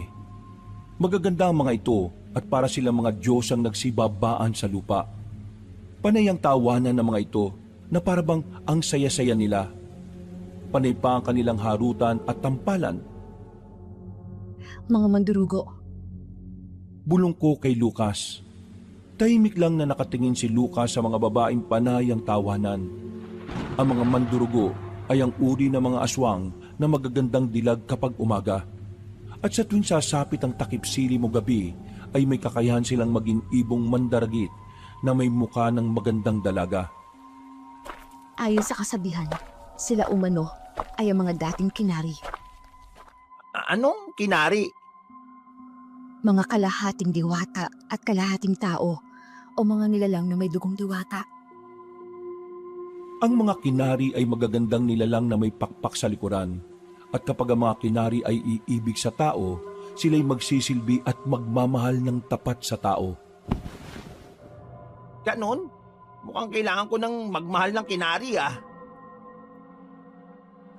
Natigil ang aming usapan nang magkalapit na kami ng mga mandurugo. Bagya pa kaming nakatitigan. Matama lang kaming nakatitig sa kanila. Habang ang mga mandurugo ay napangiti at binati kami ng magandang araw. Bagya lang napayuko si Lucas habang ako ay nakatitig lang. Nang makalayo na ang mga mandurugo ay napahinto sila para sundan kami ng tingin. Napayuko lang sila at diretsyong naglakad nang nilingon ko sila at tinitigan na matalim. Ngunit kapag ang pag-ibig ng tao ay hindi dalisay, ang mga kinari ay magiging aswang na kung tawagin ay mandurugo. Marahil ang mga yan ay nagmahal ng tao, ngunit nabigo. Kawawa naman sila. Mas kawawa ka kapag kinain ka nila. Tandaan mo, galit sa mga lalaki ang mga yan. Saad ko na napapailing. Muli ko pang nilingon ang mga mandurugo ngunit wala na ang mga ito. Nang makarating kami sa bayan ay tuwang-tuwa si Aling Marcy nang makita kami ni Lucas. Sinabi pa na matanda na matumal ang kanyang kita nung umuwi kaming dalawa. Napapatawa naman si Lucas habang ako ay nakatingin lang. Napalingon naman kaming dalawa nang sabihin ni Aling Marcy na tila ang lakas ng pang-amoy ng manliligaw ko. Mukhang alam agad nito na naririto na kami. Nakangiti namang lumapit si Roldan habang nagiinit naman ang dugo ko nang makita siya. Magandang araw, Maria. Kumusta ka? Bakit? Namiss mo ba ako? Napatingin naman sa akin si Lucas nang marinig ang sinabi ko. Nakasimangot at naniningkit naman ang aking mga mata habang nakatingin sa aking kababata. Wala naman ako sinasabi ah. Hindi na lang ako umimika, Banong. Napatingin lang ako muli kay Roldan nang tawagin niya ako. Ngunit nangunot ang aking noo nang magawi ang mata ko kay Tarsila na nakangiti na parang demonyo. Napatingin ako kay Roldan na nakangiti sa akin. Mas lalong napakunot ang noo ko dahil nakikita ko ang demonyo sa ngiti niya. Kasama mo ba yung babae sa likod? Sabay pang napalingon sila Lucas at Roldan sa tinuro ko, Kabanong. Napangiti naman si Roldan at sinabi niyang kababata niya si Tarsila. Nais lang umano ni Tarsila na makilala ang babaeng kanyang nililigawan. Ang ganda ng ngiti ng kaibigan mo. Parang demonyong umahon sa lupa. Wala sa loob kong sambit. Natawa naman si Lucas habang si Roldan ay nakatingin lang sa amin. Napangiti lang ito nang tingnan ko siya. Palabiro ka pala, Maria. Hindi marunong magbiro si Maria. Pasmado kasi bibig niyan eh. Ah, ganun ba? Napatingin muli ako kay Roldan nang ayain niya ako sa kanilang baryo. Sinabi niya ang petsa. Nakatinginan naman kami ni Lucas sapagkat ang petsang binabanggit niya ay ang petsa ng unang pagsibol ng kabilugan ng buwan. Pag-iisipan ko, Gusto sana kitang ipakilala sa pamilya ko eh. Hindi na lang ako umimika, Banong. Napatingin lang ako sa kamay ko nang hawakan yon ni Roldan. Totoong nararamdaman ko sa iyo, Maria. Mahal na mahal kita. Nagulat na lamang si Roldan nang yakapin ko siya. Nanlilisik naman ang mga mata ni Tarsila nang makitang niyakap ko si Roldan. Nanlalaki ang mga mata niya nang makita ang makahulugang ngiti ko. Kinagabihan, nakasilip ako sa labas ng bahay. May nakatayo roon ng mga bulto nang di ko malaman kung lalaki ba o babae. Nang maaninag ko'y napangiti ako. maganda ka. Mukhang may bisita ka. Dahil inaasahan ko na ang mga lahing ito. Ako? Natitiyak kung ikaw ang sadya ng mga yan. Saad ko, sabay suot ng aking maskara at bandana. Ganon din si Lucas. Pinatay namin ang gasera at dahan-dahang lumabas sa likod ng aming bahay.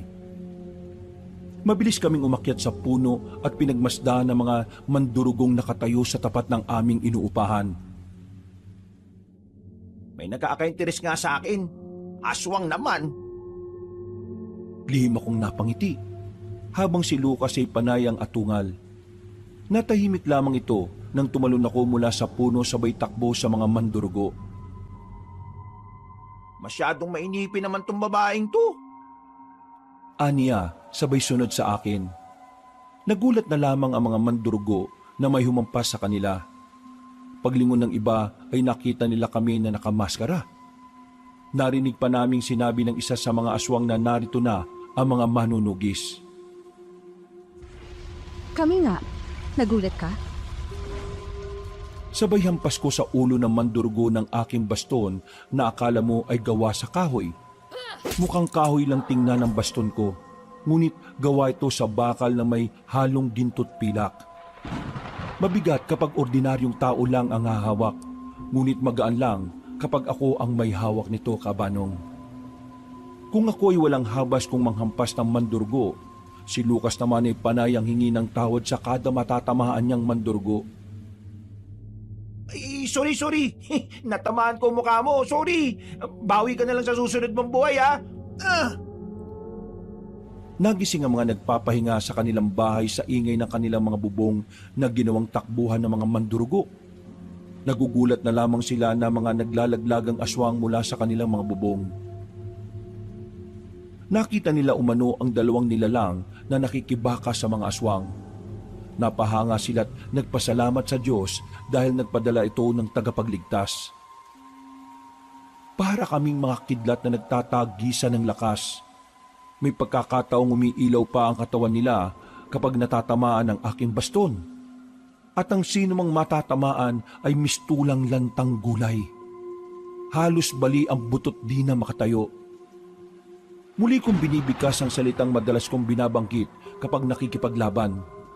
Ang salitang tila ba nagpapalakas sa akin at mas nagiging mabangis pa ako. Para bang kapag binabanggit ko ang mga salitang yon ay nagiging ibang tao ako. Napatay namin ang mga mandurugo na para sa akin ay nakakatakot lang ang pangalan pero mahinang kalaban. Katulad ng nakaugalian ay sinisilaban namin ang mga ito. Umalingaso ang amoy nila at amoy nila ang magsisilbing banta sa ibang lahi. Wala. Ano ba yung salita na madalas mong binabanggit? Di ko maintindihan. Napatingin ako sa kanya, Kabanong. Hindi ko alam kung paano ko ipapaliwanag ang sagot sa tanong niya. Huwag mo nang alamin. Mamamatay ka kapag sinabi ko sa'yo. Tara na. Balisa si Roldan sa kanyang silid. Hindi niya maunawaan kung bakit ganito ang kanyang nararamdaman. Ang dating pagmamahal na puno ng pagkukunwari ay naging tunay na. Sa tuwing pipikit ang kanyang mga mata, ay mukha ko na hindi nakangiti ang kanyang nakikita. Tila ba naguguluhan na siya kung kanya pa bang ipagpapatuloy ang pag-aalay sa akin sa mga bangkilan. Nasa ganun siyang tagpo nang may magsalita sa kanyang likod. Nangunot ang kanyang noo nang makita si Tarsila. Mukhang balisa ka, mahal na pinuno. Sa iyong isip ay meron bang bumabagabag? Anong ginagawa mo dito sa silid ko? Ang tanong ko po ang inyong sagutin. Nanlaki mga mata ng babae sa gulat nang bigla siyang sakalin ni Roldan. Bahagya ang kanyang pagkagulat dahil napalitan ito ng mahinang pagtawa. Papatay mo ang iyong lahi para lang sa isang mortal. Kataksilan yon! Kataksilan yon sa iyong lahing matagal mo nang inaalagaan. Wala kang karapatang kwestiyonin ang katapatan ng iyong binuno sa kanyang lahi. Hindi ang mababang uri ng aswang na katulad mo ang magsasabi sa akin yan. Binitiwan niya ang leeg ni Tarsila. Huminga naman ng malalim ang babae at naubo habang hawak niya ang kanyang leeg. Naluluha pa siyang napatingin sa nakatalikod niyang pinuno. Ang pinunong nilaanan niya ng pagtingin at pag-ibig. Ngunit hindi siya magawang tingnan. Ang nais ko lamang ay huwag mong talikuran ang iyong lahi dahil sa isang mortal. Kapag nalaman niya ang tungkol sa atin ay maaari nating ikapahamak yun. Inaalala mo ba ang ating lahi o inaalala mo ang sarili mo? Akala mo hindi ko alam na may pagtangi ka sa akin?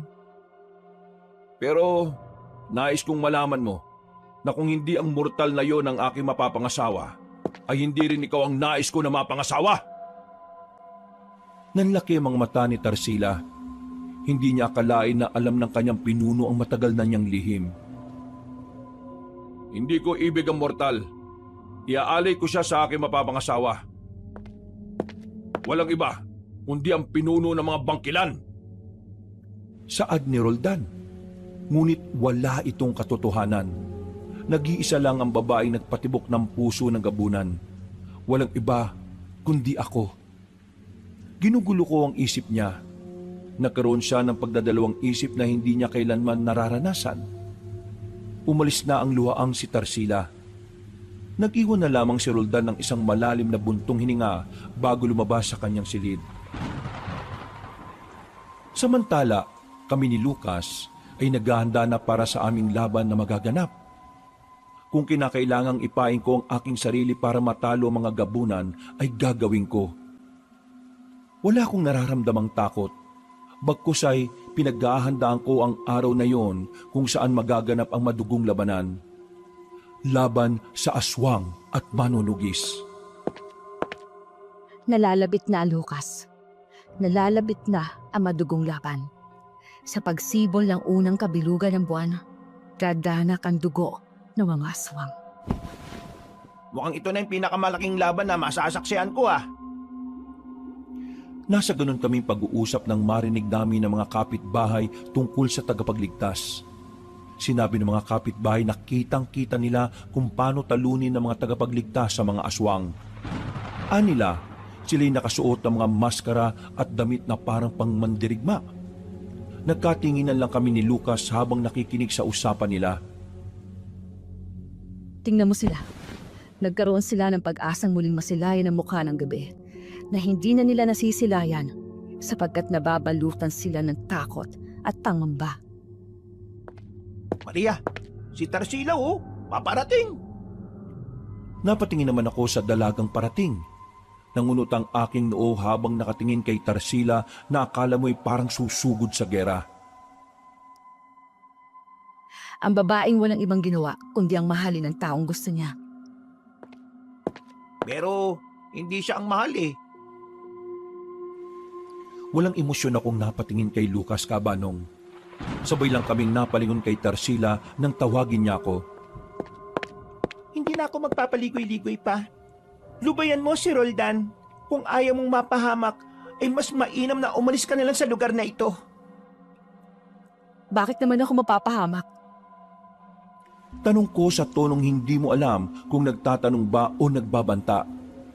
Bagyang napatawa si Tarsila saka lumapit bahagya sa akin.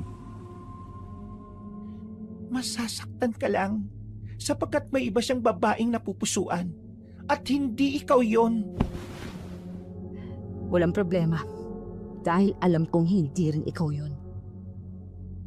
Masamang tingin ang ipinukol sa akin ni Tarsila at mababaka sa mukha nito ang sakit. Habang ako ay mataman at diretso lamang ang tingin sa kanya. Hindi pa tayo tapos. Darating ang araw na magtutuos din tayo. Magpalakas ka sa araw na yon. Umalis si Tarsila ng walang lingon. Hinatid ko lang siya ng tingin habang papalayo. Napabuntong hininga ako nang tuluyan ng maglaho si Tarsila sa aking paningin. Gagawin ng babaeng sugatan ng puso ang lahat. Kahinaan nila ay pag-ibig. Kinagabihan ay ginambala kami ni Lucas ng isang ingay. Panay ang katok niya sa aming pinto. Agad kaming lumabas sa kanya-kanya naming silid at nagmasid. Anak, Maria, buksan mo ang pinto. Nagkatinginan kami ni Lucas Cabanong. Alam naming hindi si ama ang nasa labas. Dahil ang aking amay hindi basta-basta umaalis sa aming baryo. Nagtinginan kami ni Lucas at inihanda ang aming mga kagamitan sa pakikipaglaban. Kinuha ko ang aking maskara at akto ko nang isusuot nang may magsalita sa labas na kaboses ni Lucas. Maria, Kambal, buksan mo nga tong pinto. Kanina pa kami ni tatay dito sa labas eh. Parang matatawa naman si Lucas habang nakikinig sa kanyang sariling boses. Aba, sino kayang aswang yan? Ang bobo. Paano ka maniniwalang ako yan eh, naririto ko? Di kaya peke ako? Ano? Hiwain ko na ba ang ulo mo? Di na, nasa labas ang peke eh. Napapailing na lamang ako at tinuon muli ang aking atensyon sa pinto. Sa wari ko'y mga ek-ek ito. Mga uri ng aswang na mahilig kumain ng hayop o tao. Sila din ang mga uri ng aswang na ginagaya nila ang boses ng tao para maging biktima.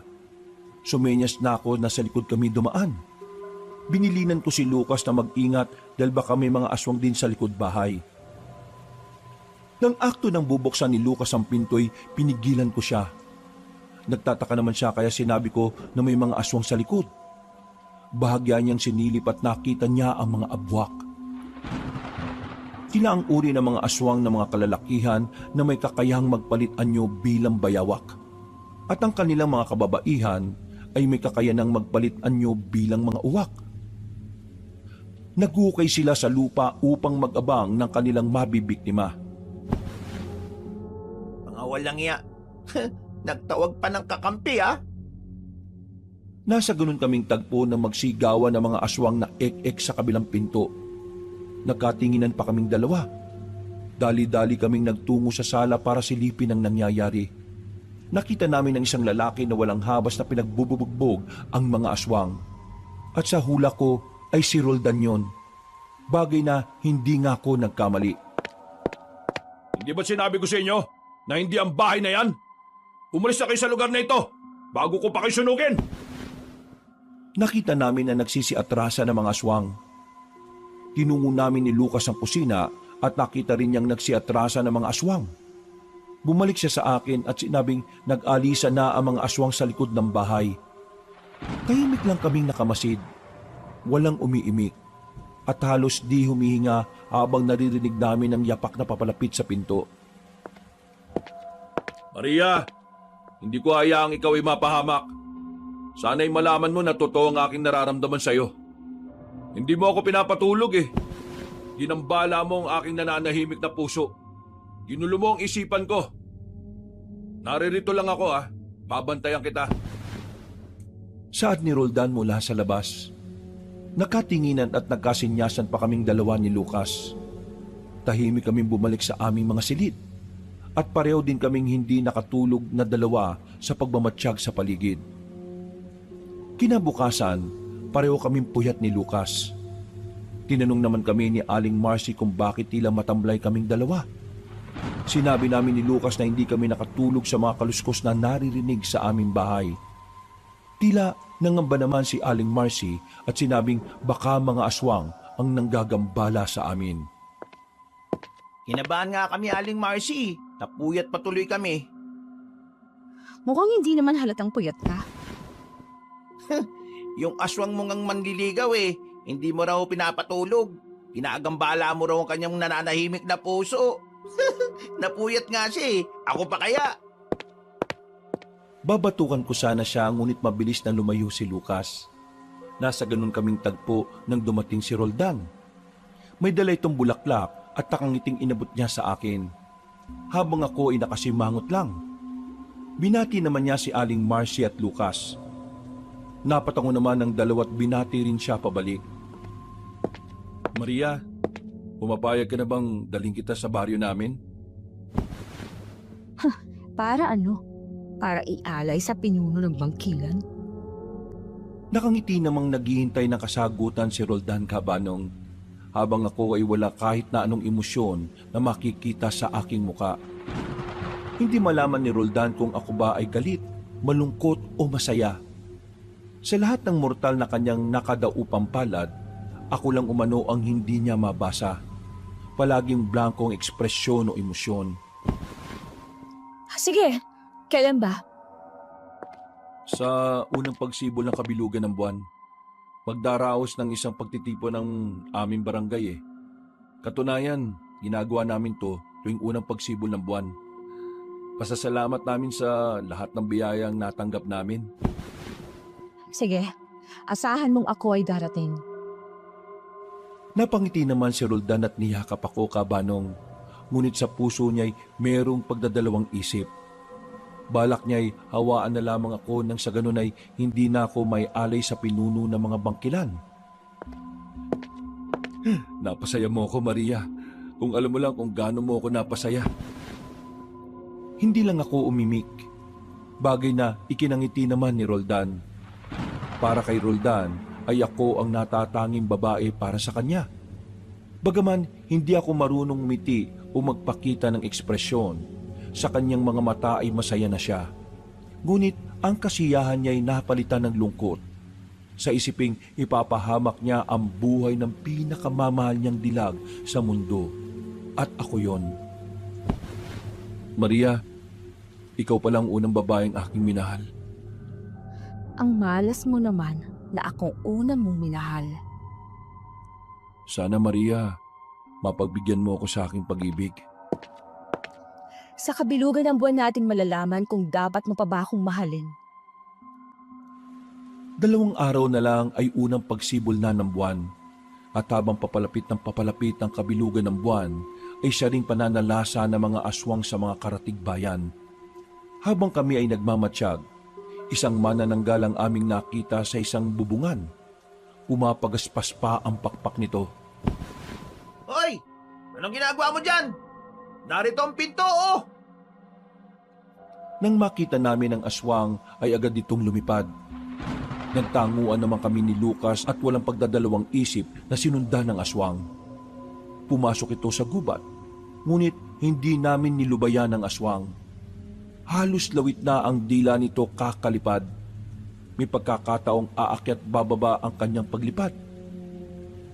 Napahinto ako at si Lucas nang biglang nawala ang manananggal. Sinenyasan ko siya na magtago sa mga puno. Napatungo naman si Lucas at nagtago.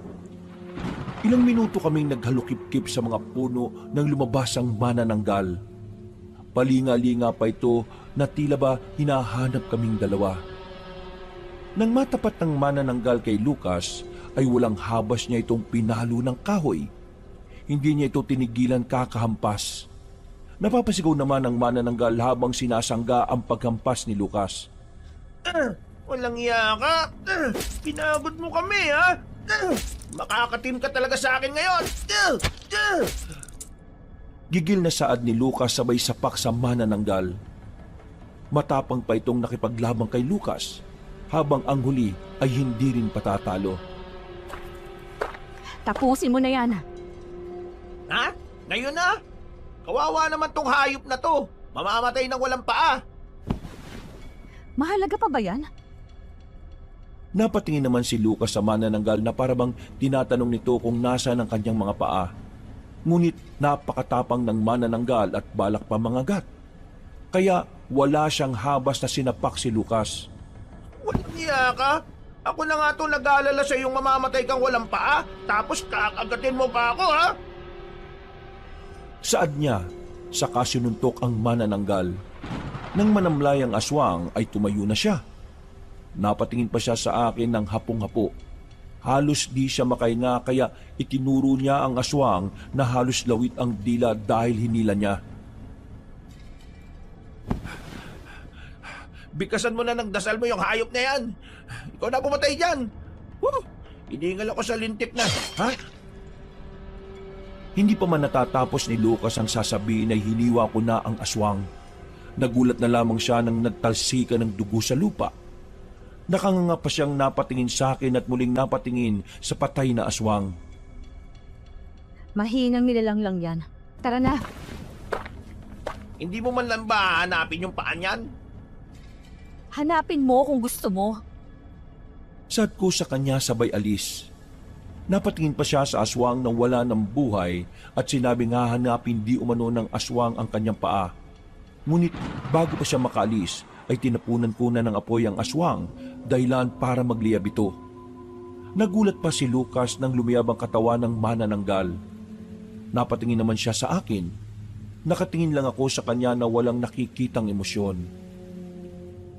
Nasa ating batas na wala tayong iiwanang bakas. Kasabay ng kanyang katawang nasusunog ay ang pagsunog din ng kanyang paa.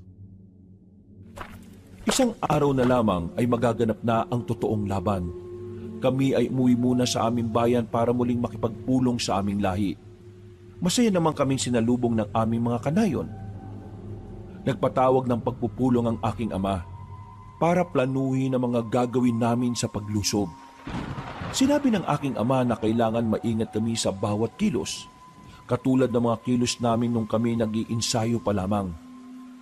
Kailangan din namin ng matinding pag-iingat sapagkat nalaman nila mula sa amin na hindi lang iisa ang aming makakalaban.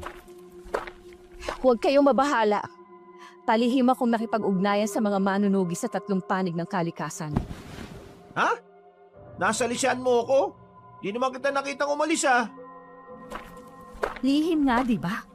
Kaya ako lang ang nakakaalam kung paano ko ginawa. Sinabi ko na pumayag na ang mga manunugis na makiisa sa amin.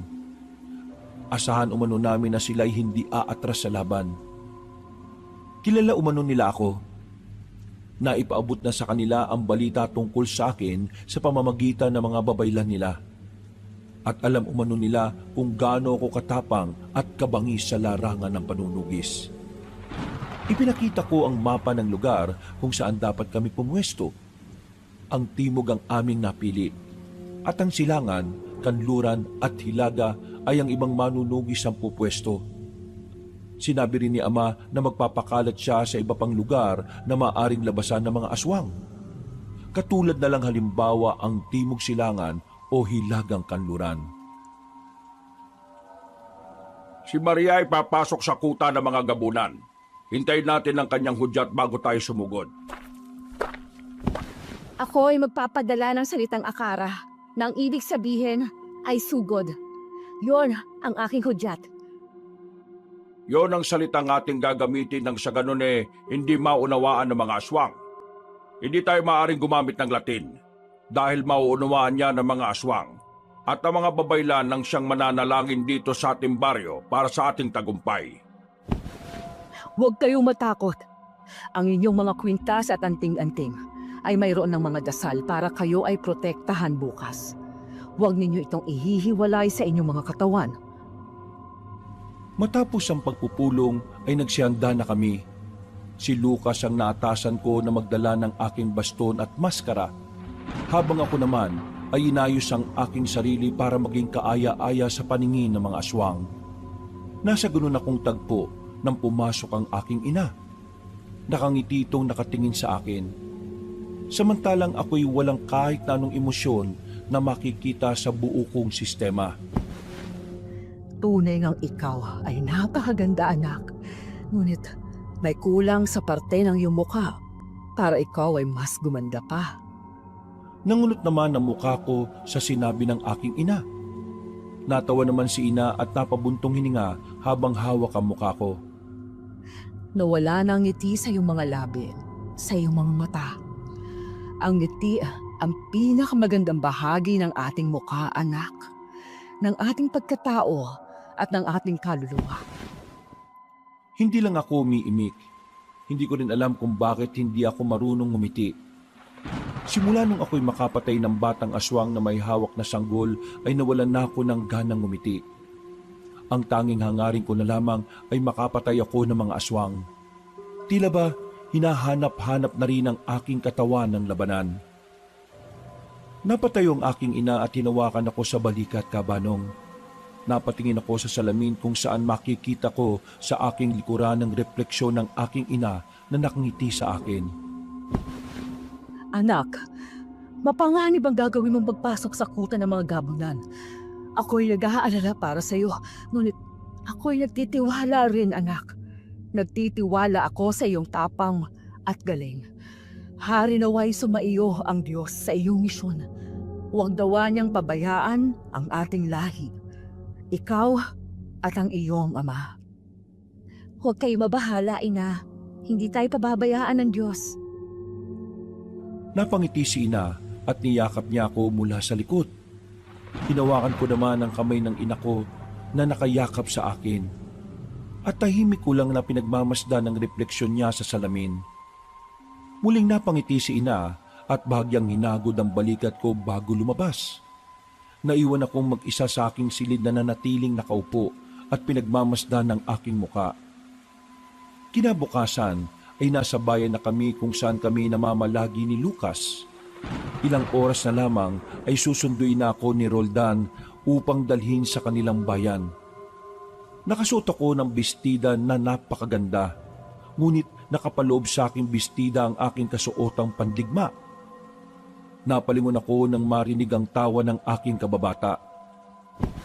Gusto mong hilain ko yung ibabang labi mo, ha? Ito naman, inaangaan ko lang yung ganda mo, no? Bagay pala sa iyong bestida. Lalo kang gumaganda eh. Lalo na kung nakangiti ka pa. Huwag mo nga akong binabola. Baka suntukin kita't ihagis eh. Napaka-terorista naman ang utak mo talaga, oh. Mabilis na wala si Lucas sa paningin ko nang tingnan ko siya. Napapailing na lang ako, Kabanong. Ngunit nagpapasalamat na rin ako sa kababata ko dahil kahit gaano ko kalamig o kasungit ay hindi niya ako iniiwan. Ilang oras lang ay dumating na si Roldan. Tinawag ko si Lucas upang makapagpaalam. Sinabi naman ni Lucas na alagaan ako ni Roldan at ibalik ng buo katulad ng pagkuha niya sa akin dito sa bahay ng buo. Medyo hindi agad nakasagot si Roldan, ngunit nangako siyang hindi ako mapapaano. Mag-iingat ka, kambal, ha? Sana magustuhan mo sila. Napatingin naman si Roldan kay Lucas na nagtataka, habang ako ay nakatingin lang sa kanya. Natawa naman bahagya si Lucas sa tinaboy na kami para umalis na at para di umano ako gabihin pa uwi. Bago umalis ay napatingin pa ako kay Lucas at pasimple kaming nagtanguan. Habang naglalakad kami ni Roldan, ay nagiiwan ako ng bakas gamit ang tila gintong buhangin na dumidikit sa lupa. Hindi ito nakikita ni Roldan dahil may dasal ito ng mga babaylan na hindi ito makikita ng mga itim na mahika o ng mga anak ng dilim. Kalahating oras lang ang aming paglalakbay. Nang marating na namin ang bayan ni Roldan, masaya naman akong sinalubong ng mga taga-nayon. Ang iba na may titig na titig sa akin na parabang isa akong napakasarap na ulam. Binati nila ako habang ako'y nakatitig lang sa kanila at bahagyang yumuyuko. Pinaliwanag naman sa kanila ni Roldan na hindi ako marunong magpakita ng aking emosyon. Maligayang pagdating sa aming bayan, Maria. Masaya kaming ikaw ay aming makakasama sa mahalagang pagdiriwang na gaganapin mamayang unang pagsibol ng buwan. Talaga? Hindi ka ba masasaktan? Bagyang natigilan si Tarsila at napatingin kay Roldan. Pagkuway, napatingin siya sa akin at bahagyang natawa. Makikita sa kanyang mga mata ang sakit na nararamdaman ng kanyang puso. Kahit pa siya ay nakangiti. Naunawaan ko ang nararamdaman ni Tarsila. Hindi madali ang masaktan. Hindi madaling paghilumi ng sugat ng nakaraan o dulot ng pagkabigo. Ako ba naman, Maria? Ikaw ang napili ng aming ibig kong sabihin ni Roldan na aking kababata. Kesa naman mapunta siya sa ibang hindi marangal na babae, di ba? Napatingin lang ako sa kanya, Kabanong. Tinititigan ko ang bawat anggulo ng mukha ni Tarsila. Binabasa ang kanyang emosyon, lalo na ang kanyang mga mata. Medyo naiilang naman si Tarsila sa ginagawang pagtitig ko. Napahawak pa sila sa kanyang pisngi at iniiwasan ng tingin sa mata kong walang kahit na anong emosyon. Ikaw ay may angkin at taglay na kagandahan. Marami ang sayo'y magkakandara pa. Napatingin naman si Tarsila kay Roldan na tila nahihiya. Habang ang binata ay tila walang pakialam sa kanyang mga naririnig. Pagmasdan na ninyo ang isa't isa dahil maaaring ito na ang huli ninyong pagkikita at pag-uusap. Napatingin naman si Roldan at ang kanyang nasasakupan sa akin.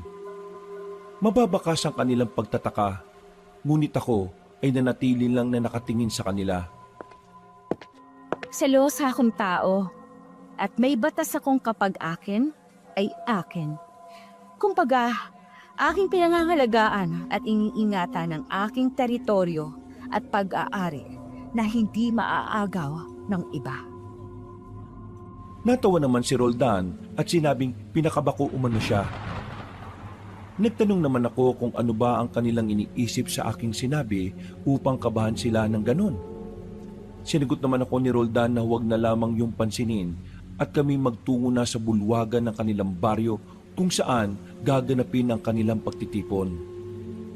Sumapit na ang takip silim at ilang minuto na lang ay magsisimula na ang sinasabi nilang selebrasyon ng pasasalamat. At habang padilim ng padilim, ay siya ring pabago ng pabago ang kilos ng mga taga-baryo. Nakatingin lang ako sa mga bisitang dumarating.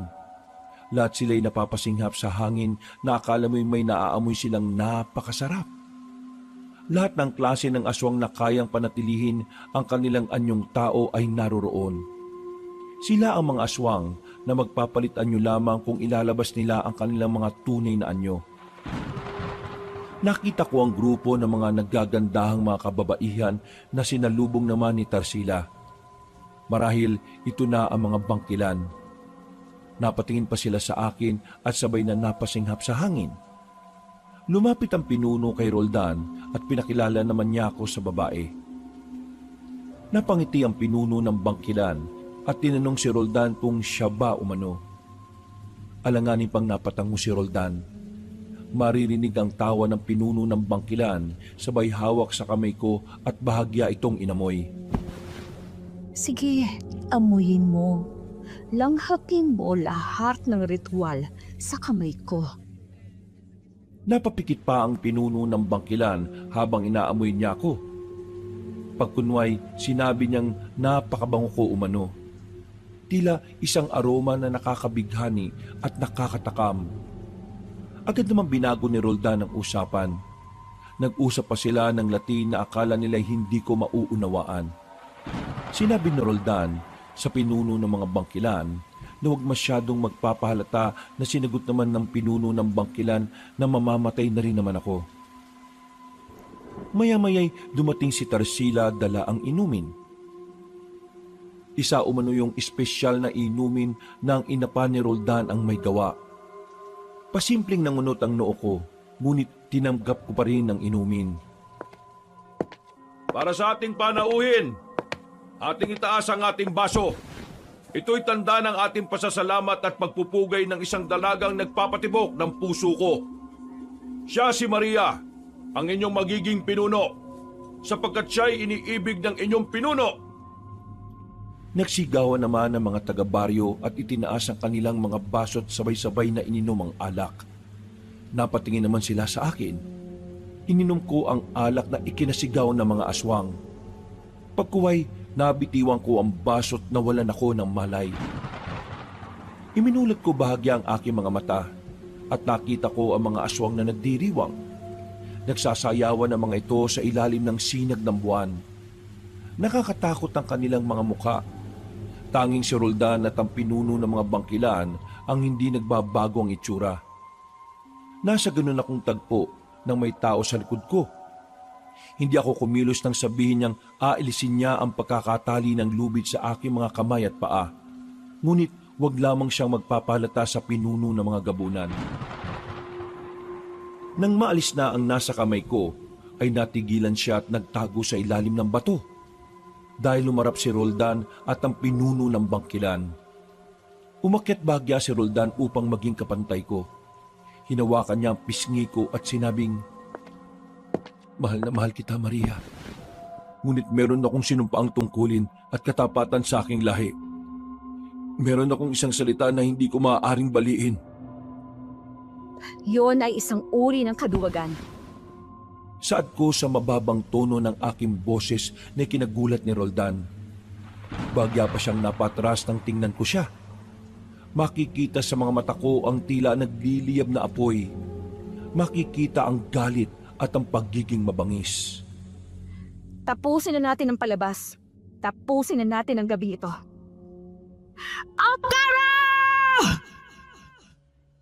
Malakas ang sigaw ko.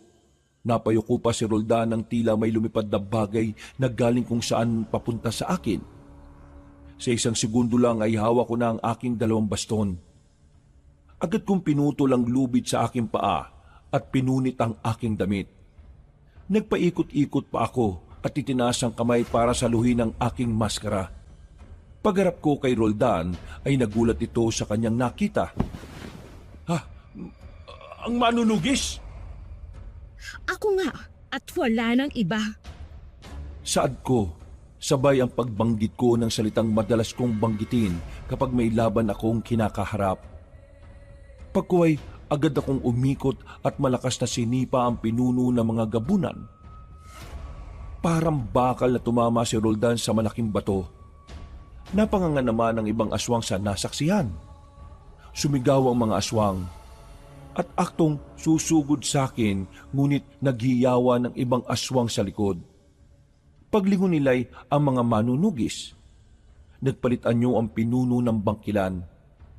Ako, nang may humawak sa aking balikat, kahit na hindi ako lumilingon ay nalalaman ko kung sino ito. Walang iba kundi si Tarsila. Hayaan mong ako na ang tumapos sa buhay ng babaeng yan. Ibigay mo na siya sa akin. Hindi ako umimik habang si Tarsila'y umalulong. Susugod na sana ang bangkilan nang biglang salubungin ni Tarsila. Nagsilabasan ang mga aswang na may puting kulay. Sila ang mga mambababoy.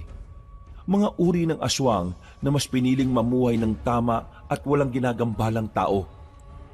Napatingin ako sa gawin ni Roldan nang sumigaw ito.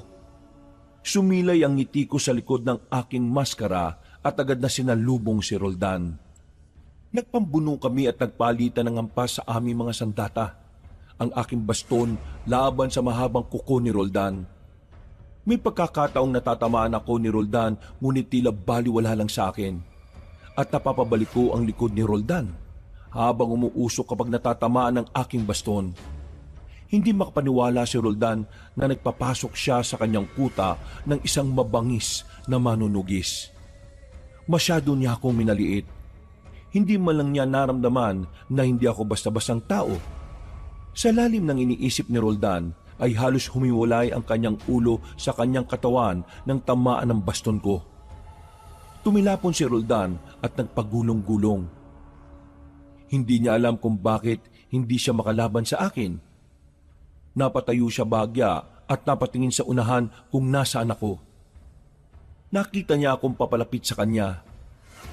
Ni hindi ako kumurap.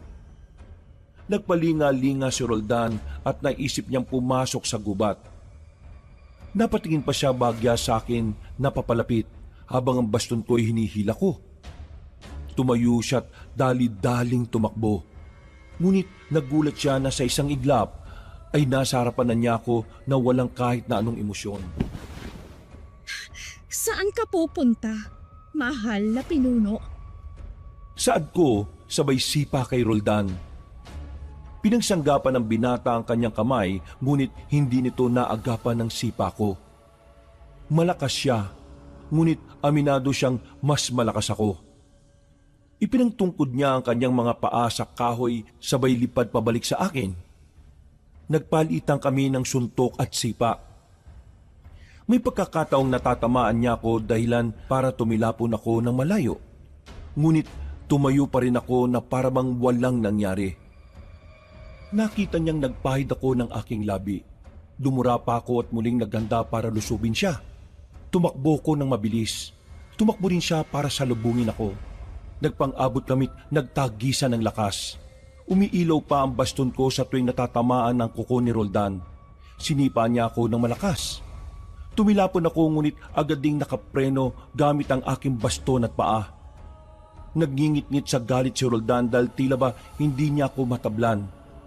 Sa isip niya'y babae lang naman ako ngunit napakatigas at napakahirap kalaban. Sa galit ni Roldan ay sinugod niya ako gamit ang kanyang kuko. Nang makalapit siya sa akin ay agad na sinangga ng aking ama ang atake niya. Nanlaki naman ang kanyang mga mata dahil ang lalaking kaharap ay ang pumatay sa kanyang mga magulang. Napatingin siya sa akin. Naalala niyang ako rin ang pumatay sa kanyang nakababatang kapatid. Ikaw? Ikaw yung batang pumatay sa akin nakababatang kapatid? Ama mo ang pumatay sa aking mga magulang? Magbabayad kayong dalawa! Ikaw ang mababayad! Dahil pinatay mo rin ang aking matalik na kaibigan! Ikaw ang dahilan kung bakit naglaho ang ngiti sa aking mga labi! Dapat lang rin mamatay ang kapatid mong magnanakaw ng sanggol para gawing aponan! Nagulat si Roldan nang makitang umiiyak ako. Ang babaeng pinakamamahal niya. Maging si ama ay nagulat din sa pag-iyak ko. Mararamdaman sa aking pag-iyak ang sakit na sinapit ng aking kaibigan. Kitang-kita ko kung paano lapain ng aswang ang aking kaibigan. Wala akong magawa dahil bata pa ako noon. Namatay ang kaibigan kong binibikas ang salitang huwag akong lalabas hanggang sa malagutan nito ng hininga. Ngunit nagulat din sila nang biglang magbagong ekspresyon ng mukha ko. At muling binigkas ang